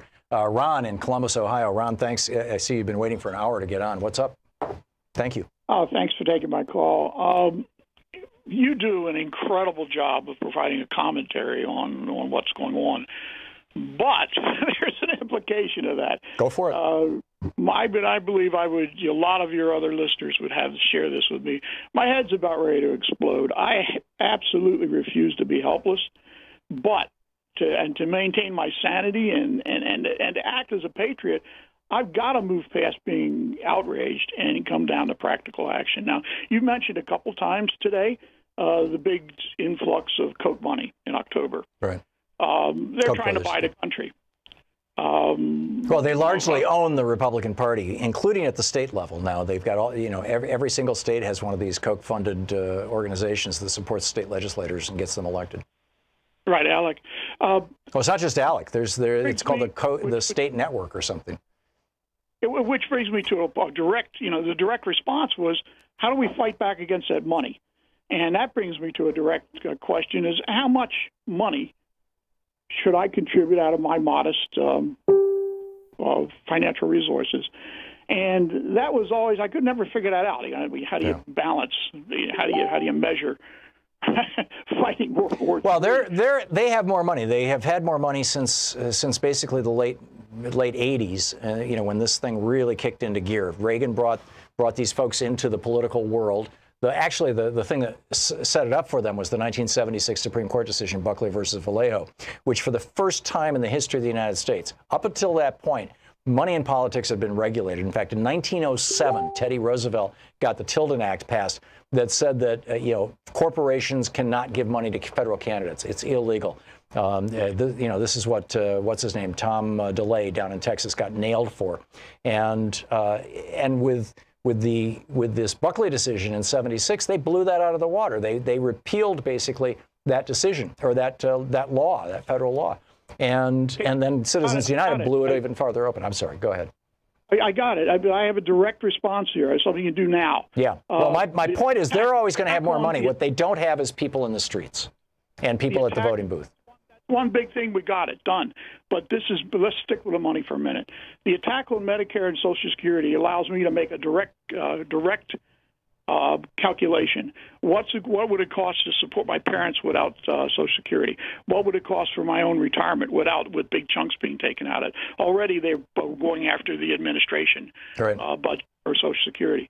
And so that's forget it. Yeah, I can move past patriotism. I can move past morality.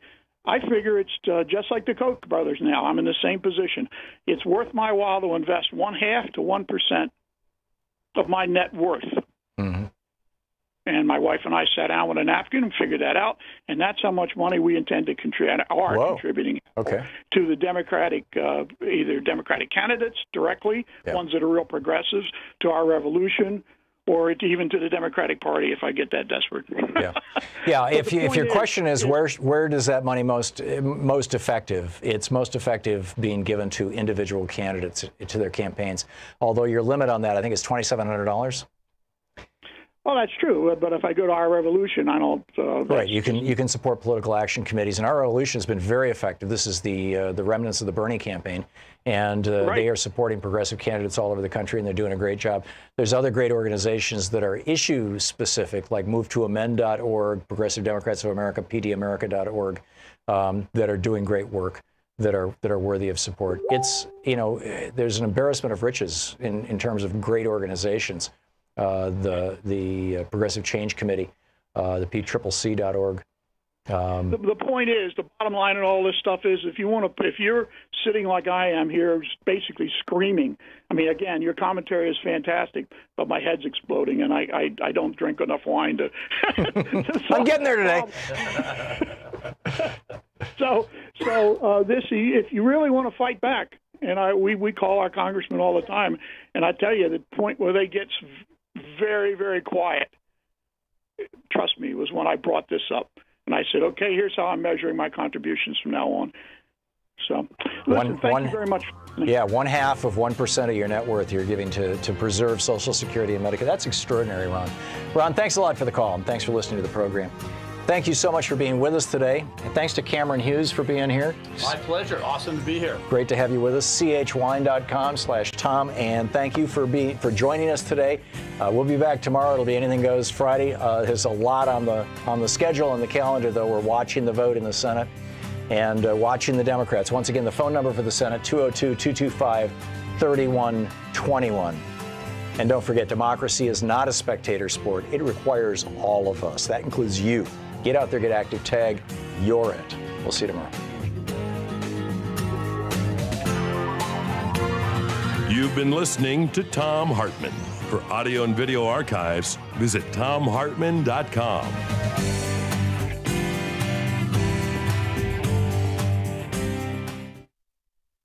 From UN headquarters in New York.